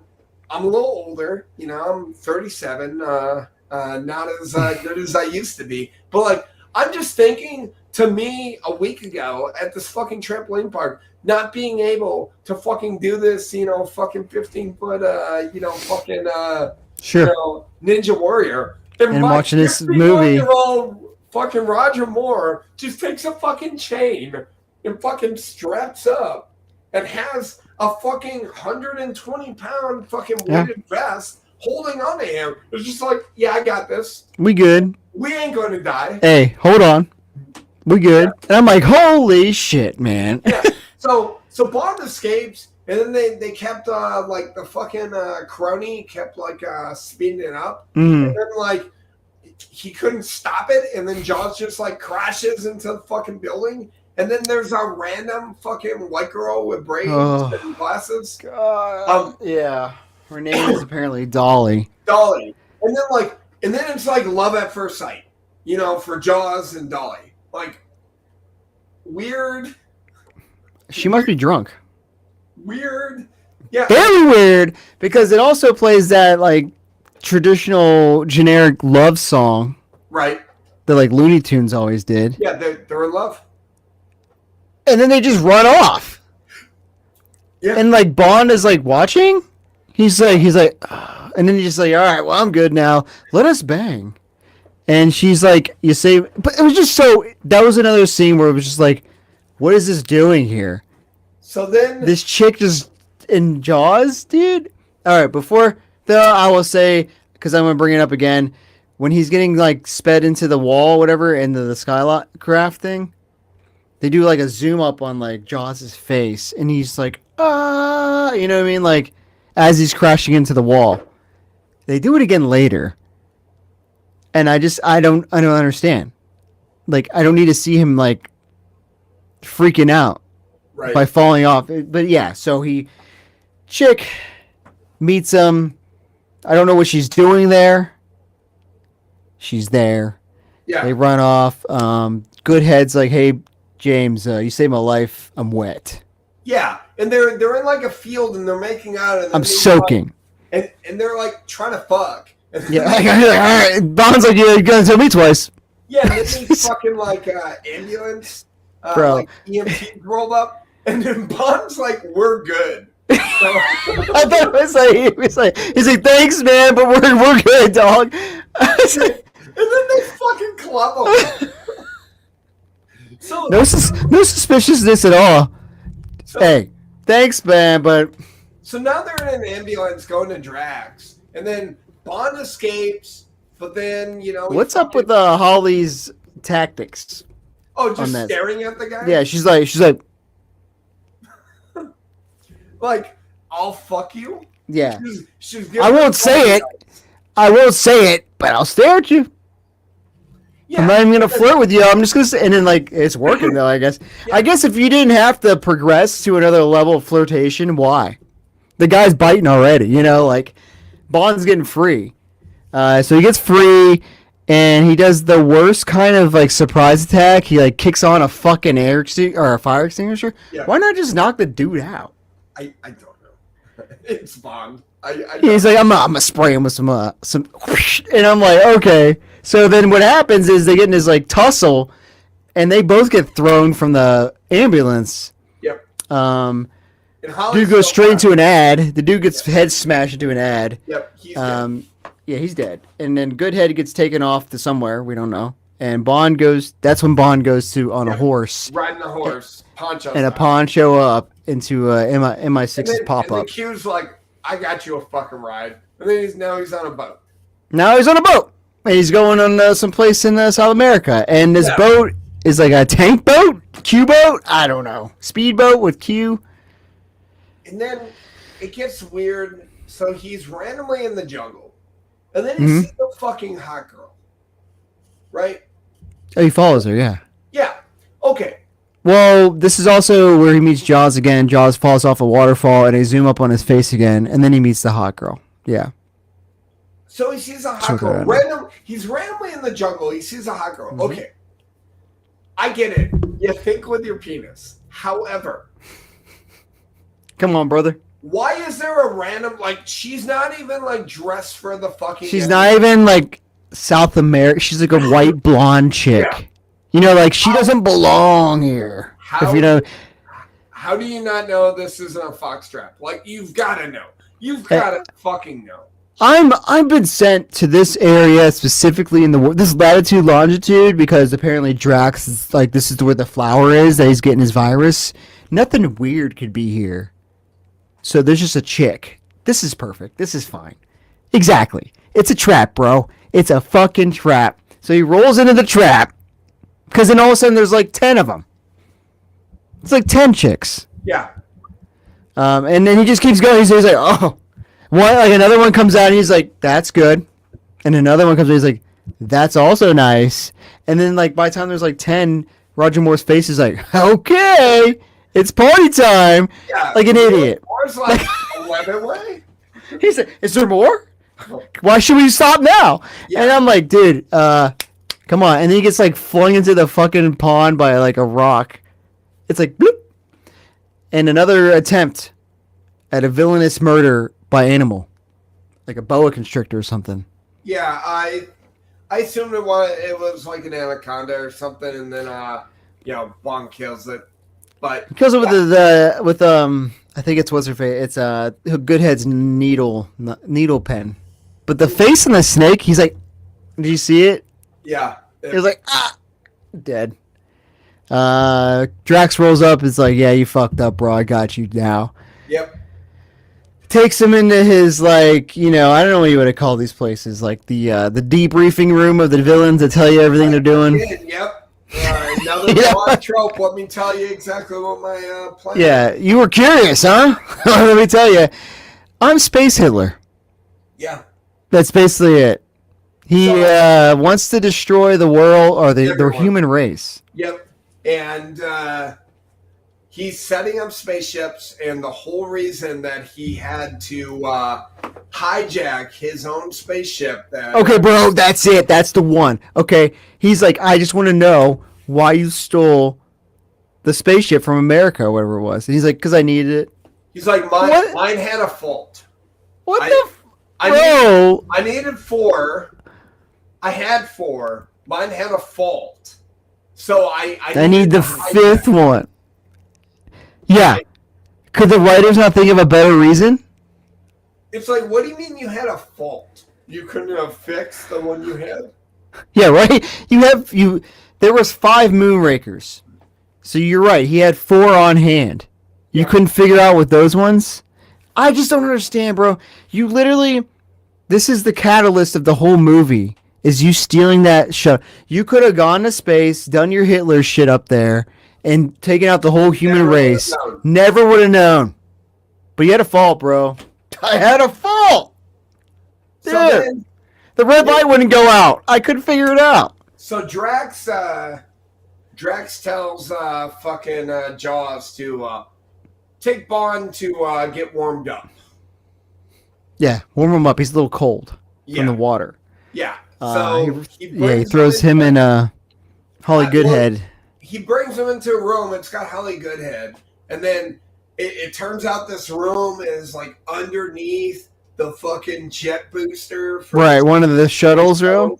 Yeah, and then Bond is able to fucking like die hard his way through the fucking vents. He has I mean, it's another gadget, I guess. He's got a bomb on his watch, a wire bomb. Whoop,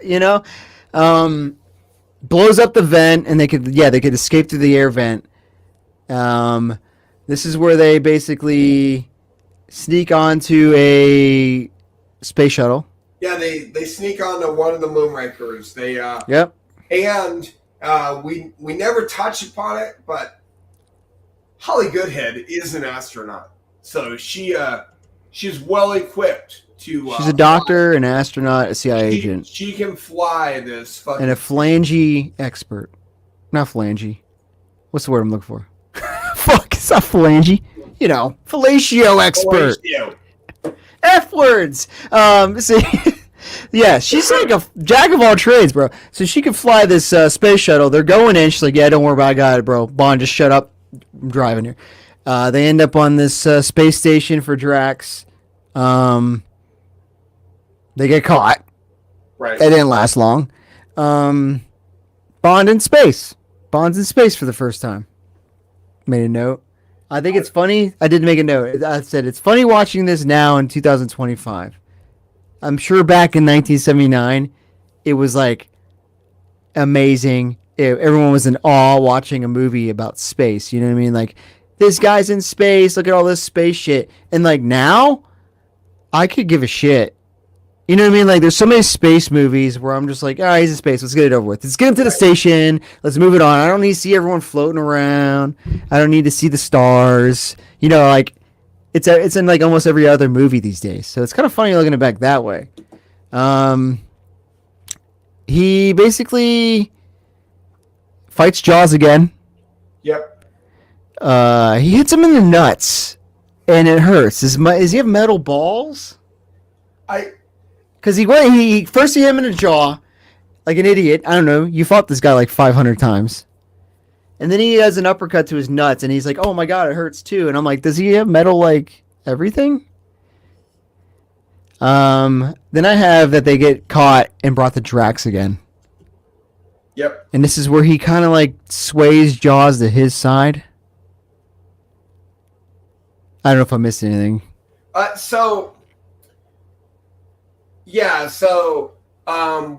they were going on this, like the space station, they fucking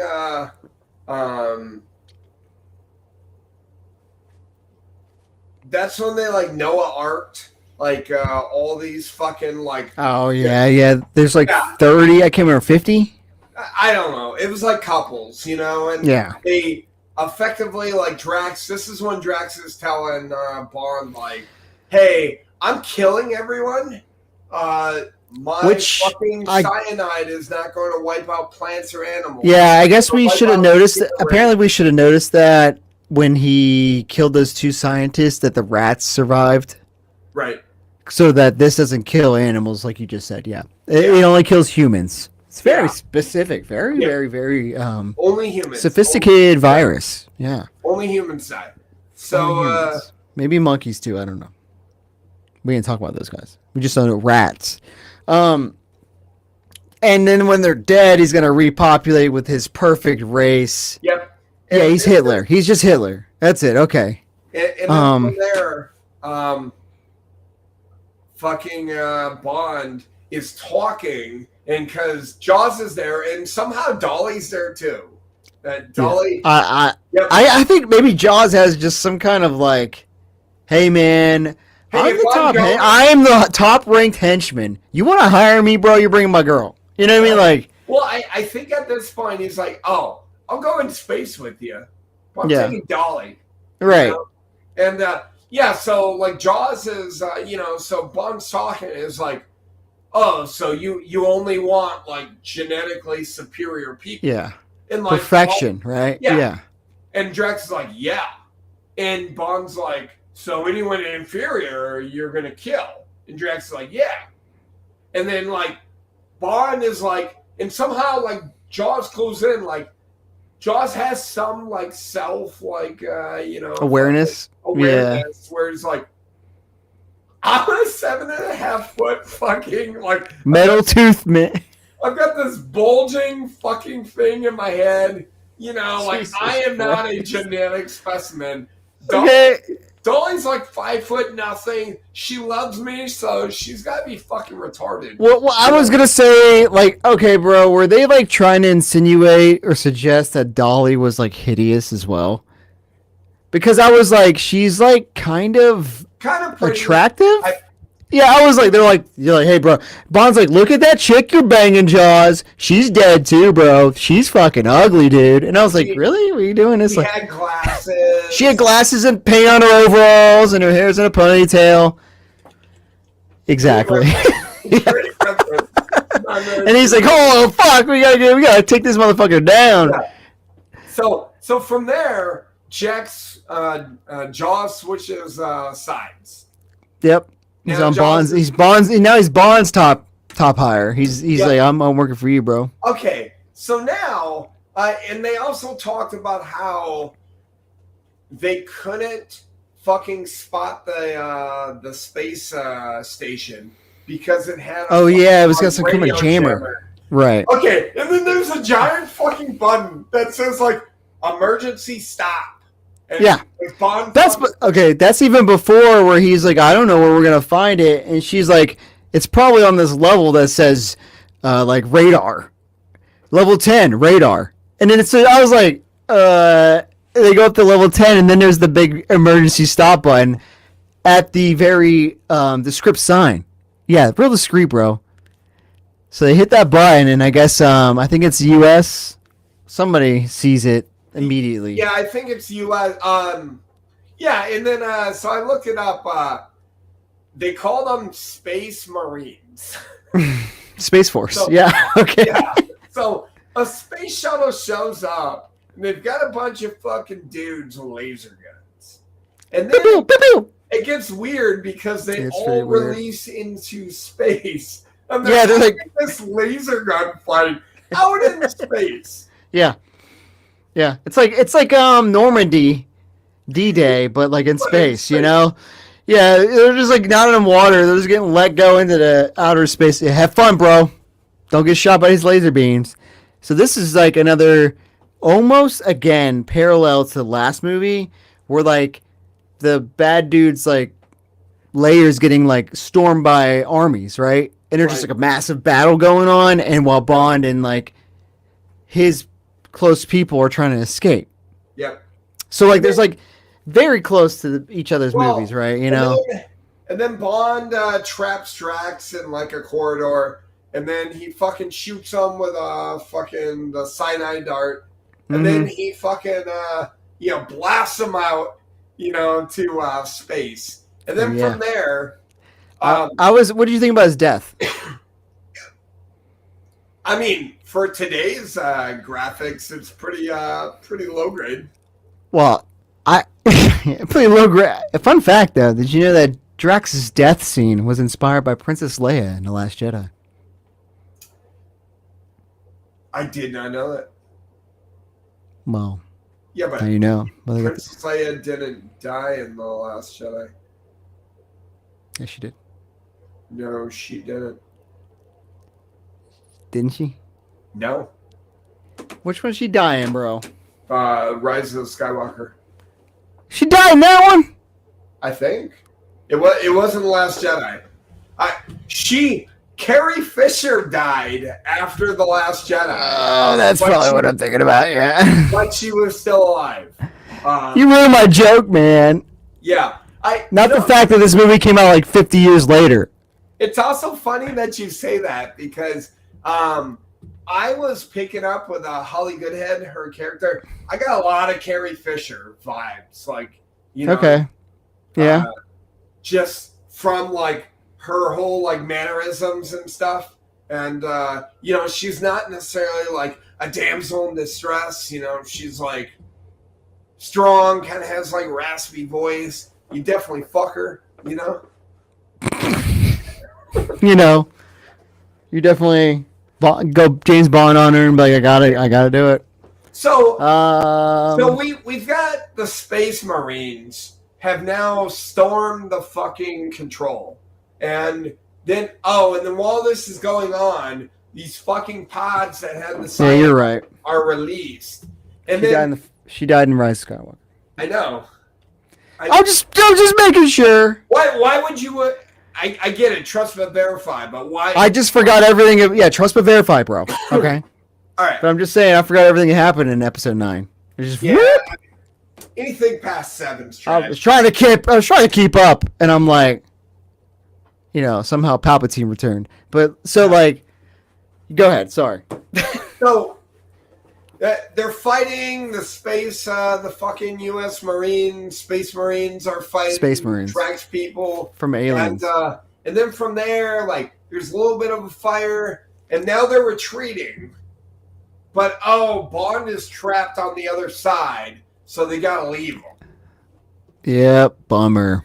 And then Bond is able to escape on one of the Moonrakers, but it's stuck. And then this is where it really gets weird in the movie, because this is where it gets weird. Yeah, yes. Jaws is frantically Lenny from Mice and Men, pushing around and looking for Dolly. Through all the heaps of bodies, and he finds her. And they have this, fucking, love stare-off, and they're playing the music. And then he pulls out, there's, a bottle of Bollinger, and he pulls it out, and fucking... And then he has a speaking line. Yeah. And I forgot what he said, but it was something on the lines of, so here's us or some shit. Yeah, well, at least we're together, kind of thing. Let's see. I'm gonna see if I can it. I think it's something like that. Some bullshit. And then what? So Bond and Goodhead are trying. Here's to us. Here's to us. And with the cheers, right? Yeah. Woo! Okay. So Hollywood. You listening to Hollywood? Video games, whatever. Anyone. If you have an established character that has no speaking lines, don't ever give him speaking lines. Right. Keep it that way. My boy Link from Legend of Zelda. Yeah, when he speaks, never say a word. When he does, man. No. Even in the fucking movie, I'll say they're coming out of a movie. I would not hate it if he never spoke, because that's what he is. Make him a mute. But I'm just saying.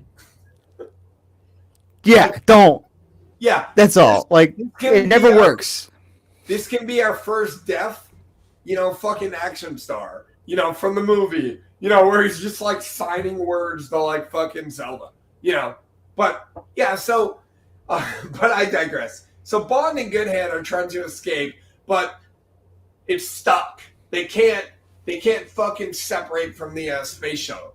So then, Bond is able to talk to Jaws, and he's like, "Hey, can you fucking help us?" But yet he couldn't hear it. Dolly could, so she had to talk to him. And then Jaws is just like, yeah, I got this. And then he fucking bends a pipe, and they escape. Now the funniest part is where Holly Goodhead is sad that they're leaving Jaws and Dolly up there, and Bond's like, "Don't worry, it's only 100 miles from Earth. They're fine." Now apparently they were in another spot, they survived, but initially when I watched it, it just blows up.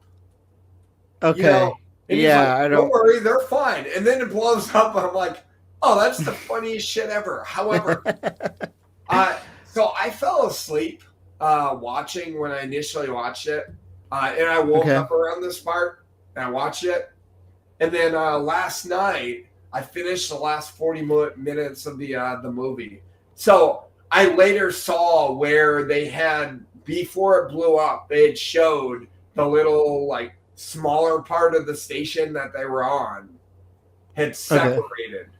And then so they safe. also talk about, like the Space Marines talk about how they picked up, 2 people.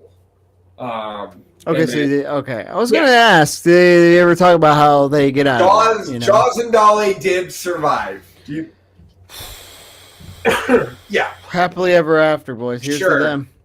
So then from there, now it gets into this like straight up Star Wars scene where fucking Bond and Goodhead are flying the plane and they're trying to shoot down 3 of these little pods that have cyanide. They're gonna wipe out the fucking human race, which I feel like these 3 pods isn't enough to wipe out. You only have 3 of them, Well, he said 1 pod takes out like 1 million people. I don't know. 100 million people. He needed 50 to take them all out, right? Yeah, so he had 3, right. So just let it go. Okay. Just let him land. Yeah, so they start doing this like laser shooting, pew, pew, pew, pew, pew, to take him out. The first 2 are classic movie trope. The first 2 are easy. The last one apparently is like they're getting in the atmosphere, and now it's hard to get a fucking target on it, Right. Thankfully, Bond figures it out. Yeah. As always. And then, so they wipe out these fucking pods, and then from there, now they're in the back of the Moonraker, fucking, and now we have to recycle. Yeah. Fucking Spy That Love Me, where Britain and the U.S. are fucking watching in, and there's a fucking recorder back there, and they turn it on and they're banging. Okay, hear me out. One, why is like I get it, it's 79, but like even if it wasn't Bond, even if it was anyone else, it could be you and I. If we're in a fucking spaceship, how do you assume we're not having sex? We just saved the world, Yeah, emotions are high. Yeah, like adrenaline's running. Yeah, like come on, like you. How do you not know we're just not naked, bro? Yeah, like, just run around with the dongs out, just having a good time. Wow, 0 gravity, bro. Look at this. Yeah, look at my nuts. Look at this. Also, the feasibility of the fact that could you penetrate in 0 gravity? I don't think so.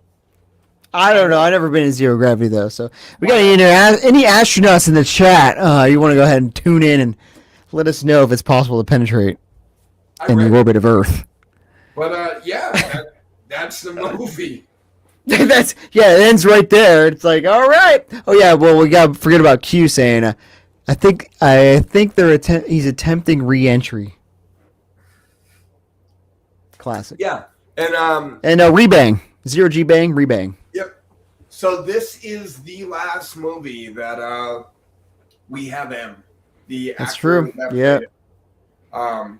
After that, he shortly dies, and then he gets recasted. Yeah. So overall, Shane, rip, miss you, bud. Overall, yeah. I don't know where I would like. I haven't been like hard tracking like these Bond women. The women, okay. Yeah. I put her kind of upper middle tier. I enjoyed her. Something I want to say about Holly Goodhead. I slightly appreciate that. I looked up her age. She was like 31, 32 when they like filmed and the movie. So better than 20. Yeah, so I appreciate that they kind of made her a little older. Yeah, that's for sure. And like a more like sophisticated, like if Bond would have been banging my girl, my number 1 Bond from Live and Let Die. Solitary.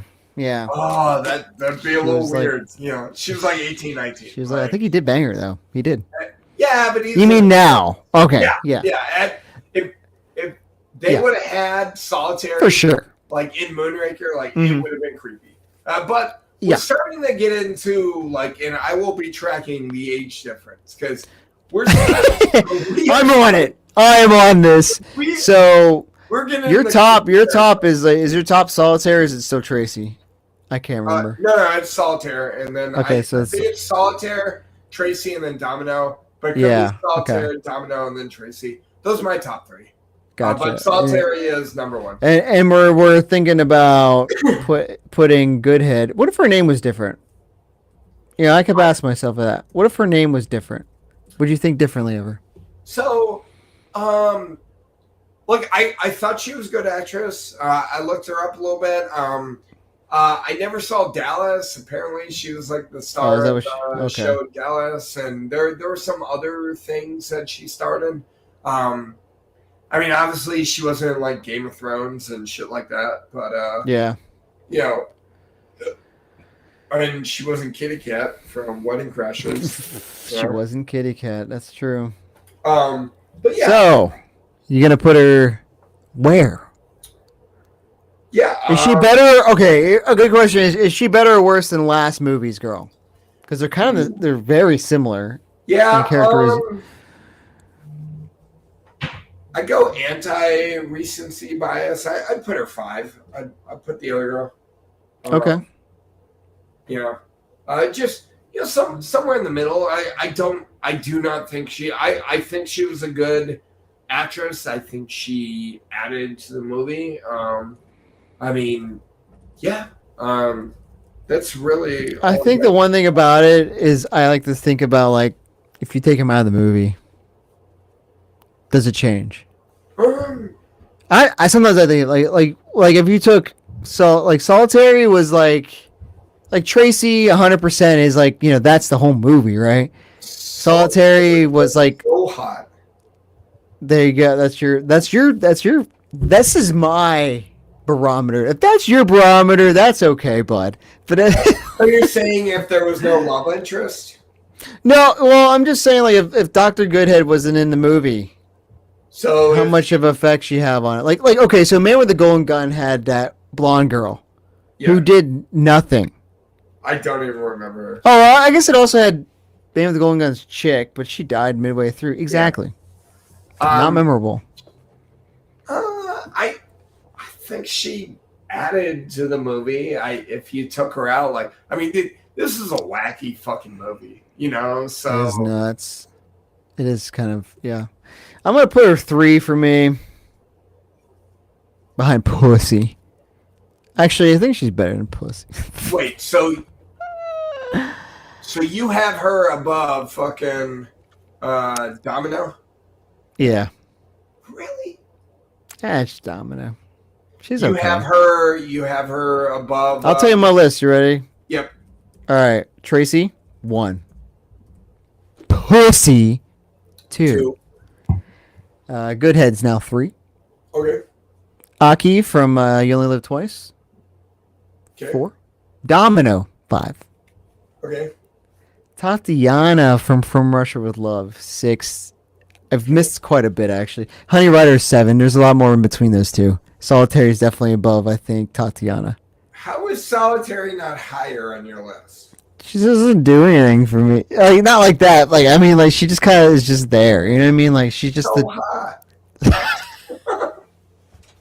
I mean, like the fact that she just kind of is like there to like she would piss off the villain. You know? Just purely a damsel in distress. Sure. Like, yeah, that gets my juices flowing. Yeah, but I think I might put what's your Triple X above Goodhead. Okay. They're the same character. Yeah. So. All right, villains. Let's do villains because we like to talk about them. Yep. What do you think about Drax? Kind of mid tier. I don't know. Like I was trying to think about it, you know, in the sense of like he didn't want money. He wanted to fucking just kill Merc the everyone. world, yeah. Yep. And be Space Hitler. Kind of but the dude from the last movie had the same kind of shtick, Yeah. you know? Yeah, I mean, obviously he's not Blofeld. He kind of, to me, he was pretty, like, was he menacing? Kind of.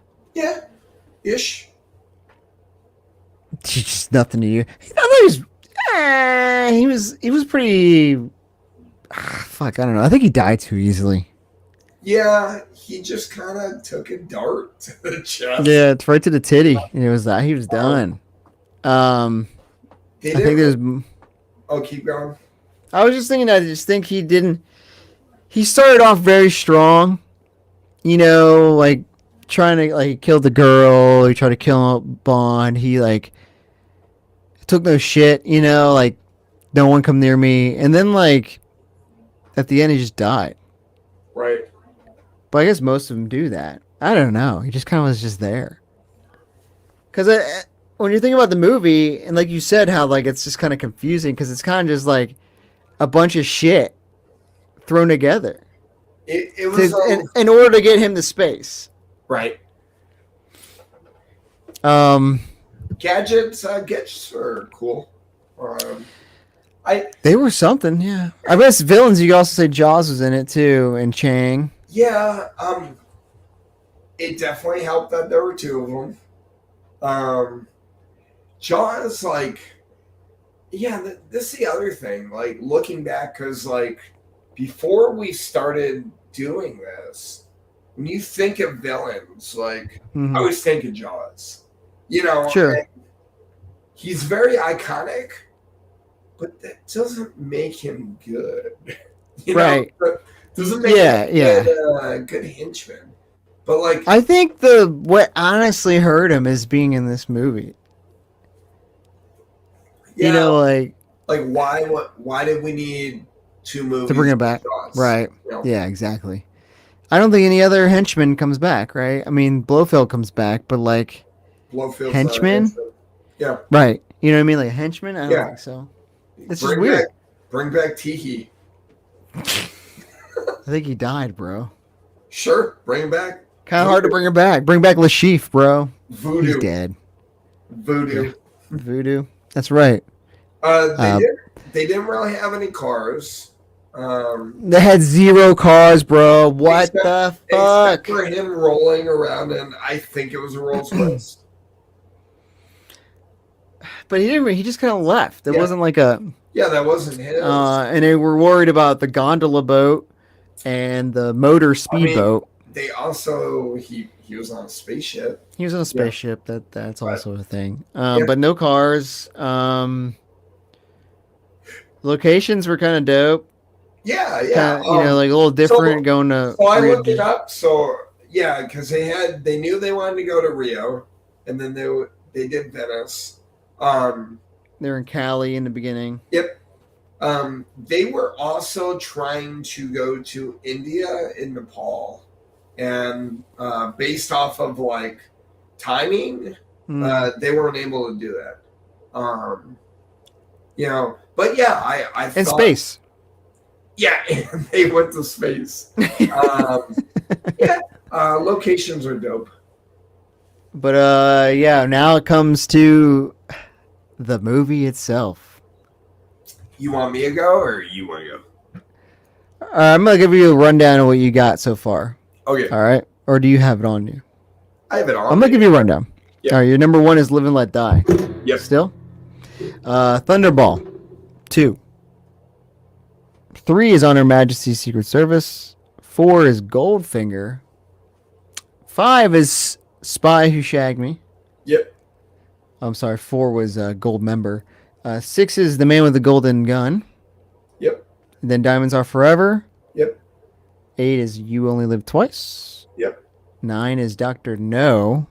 Yep. And 10 is From Russia with Love. All right. So I have this between The Spy That Loved Me and The Man with the Golden Gun. Okay. Yep. So these Roger Moore movies are starting to look a little like same. for Yeah. you, except Yeah. for Live and Let Die. Yeah. I mean, like, Okay. So if right now, because I look back at it, so if you look at my top 5, Live Mm-hmm. and Let Die, Thunderbolt, Honor Majesties, Goldfinger, and then Spy That Loved Me. Okay. So got 2 more, got two Connery and got a Lazenby. Like, yeah, that's tracking. Um, I think Brandy's producer Brandy's watching right now. awesome She said Live and Let Die is a hot take. Spicy hot take. for being number 1.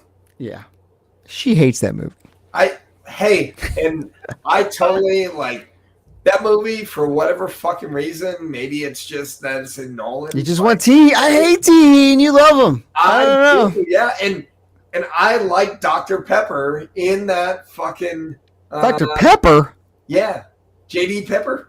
Oh, J-Dip. Fuck no. Sheriff Pepper. I liked him in that movie. It's okay. Listen, that guy came back too and he sucked again. I know. Same as Jaws. Yeah, but he was trash second time. First time was funny. Trash second time, not so much. Garbage. Garbage. It made a lot of sense for him to be in the first movie, that Louisiana. Yeah, but now he's in time. Yeah, okay, whatever. He sucks. He had too much screen time. So I'll stand by it. I think Moonraker and I think these movies, if I remember, they kind of get less zany towards the end. Less samey. Zany. Zany. They get more zany.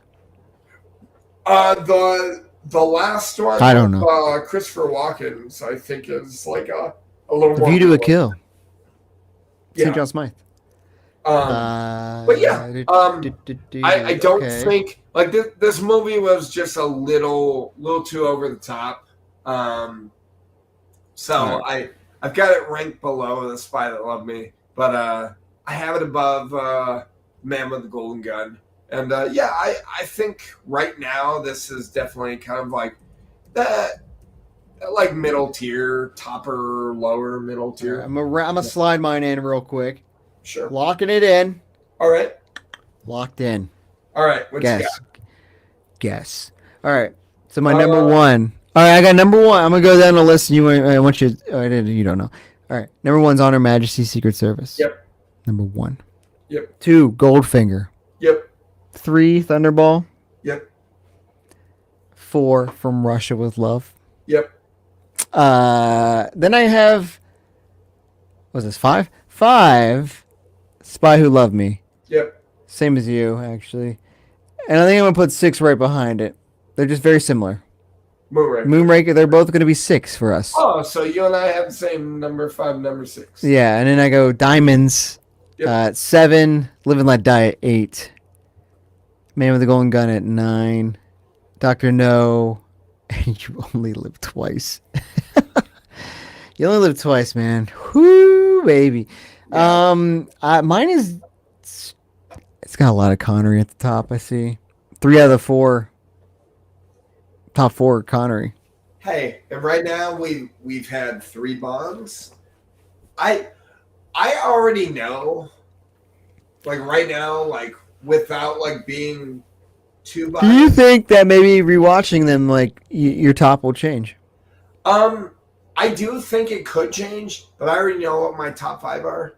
So like, I'm just curious. I think we should like going through this way. I'm curious as well because I'm curious if like as you're going and you're seeing how things change throughout, and then you like look at them how you're ranking the other ones, if it changes in top 5. You know what I mean? Because like if you told me right now, like at this point in Bond history that Honor Majesty is number 1 for me, I would not believe you. You know what I mean? Like I would be like, what? No.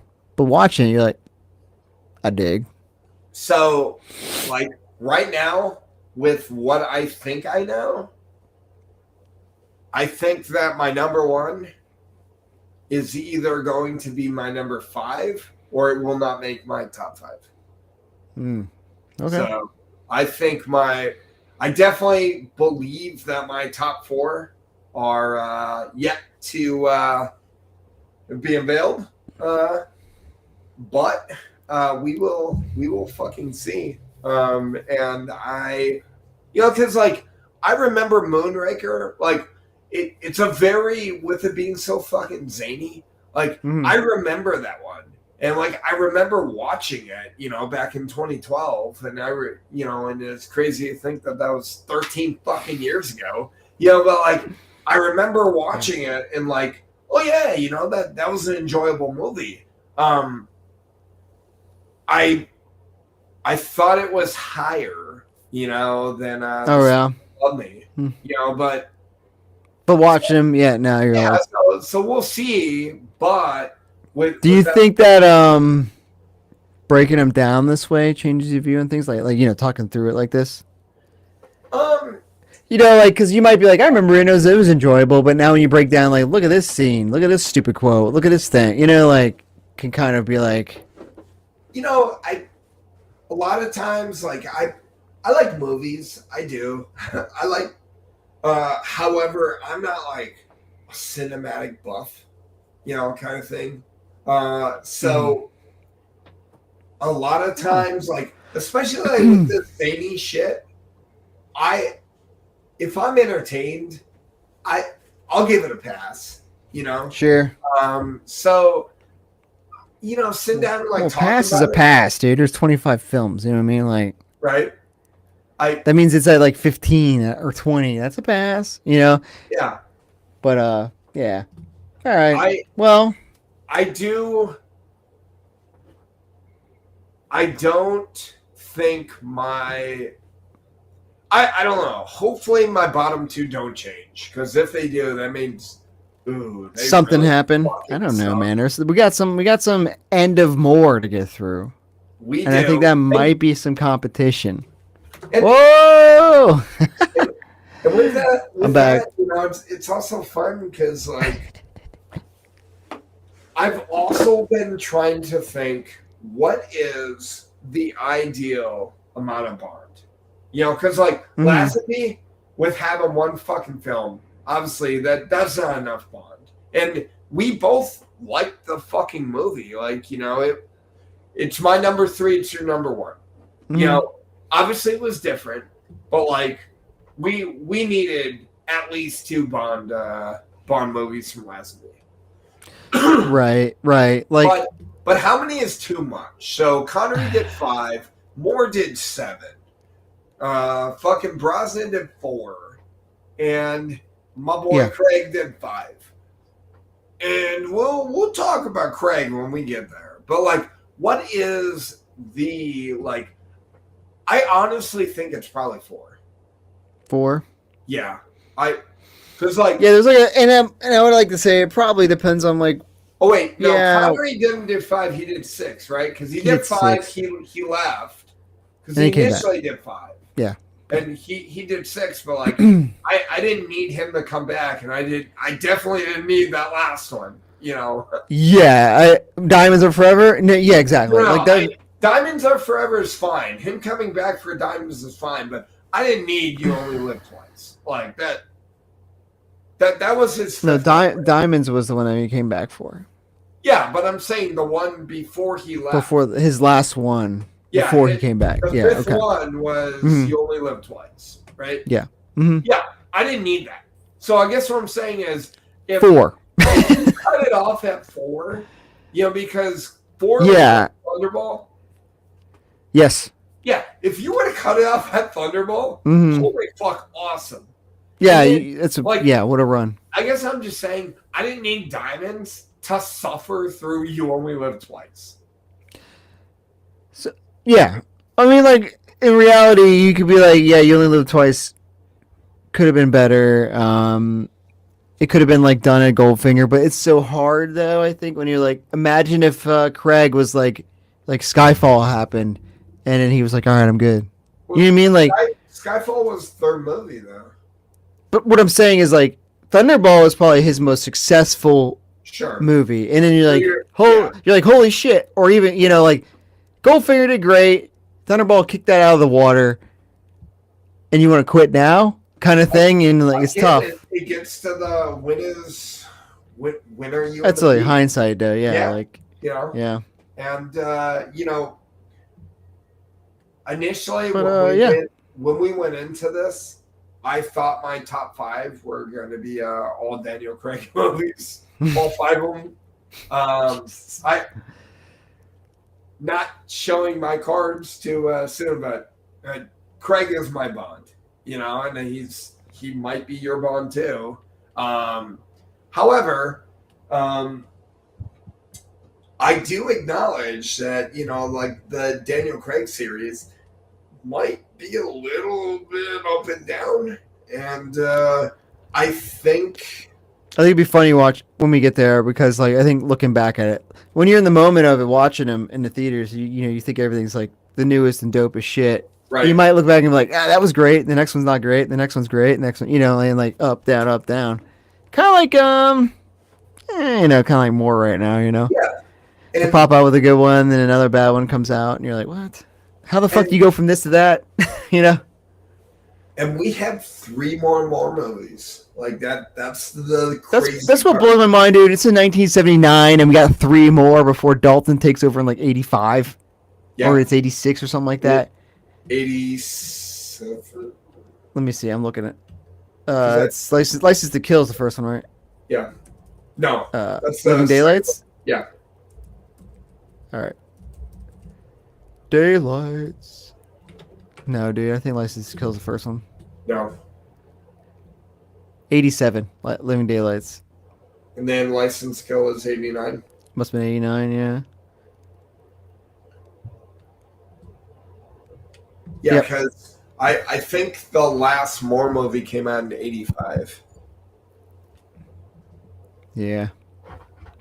Yeah. Well, all right. Well, that's gonna be it for awesome. for Moonraker.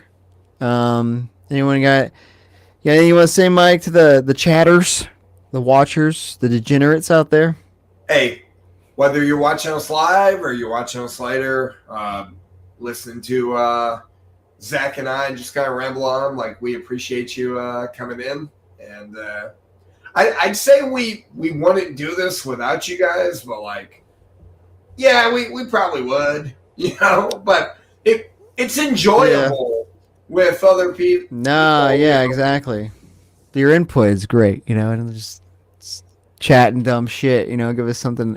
It is nice to know that there are people out there listening. That's all. Yeah. Even if it's like 3 people. Hey, and if we can entertain you, even just a little bit, even if it's like, you know what? It was me sitting in silence or listening to you 2 guys, and somehow, like, we didn't make this worse than silence, like, I'll fucking take it, I'll take it. But, yeah, if you just said, I know it's usually everyone we know already chopping in, but if you haven't already, you see us later, find us on Instagram and X and Facebook and YouTube and Twitch. YouTube, we got 97 subscribers.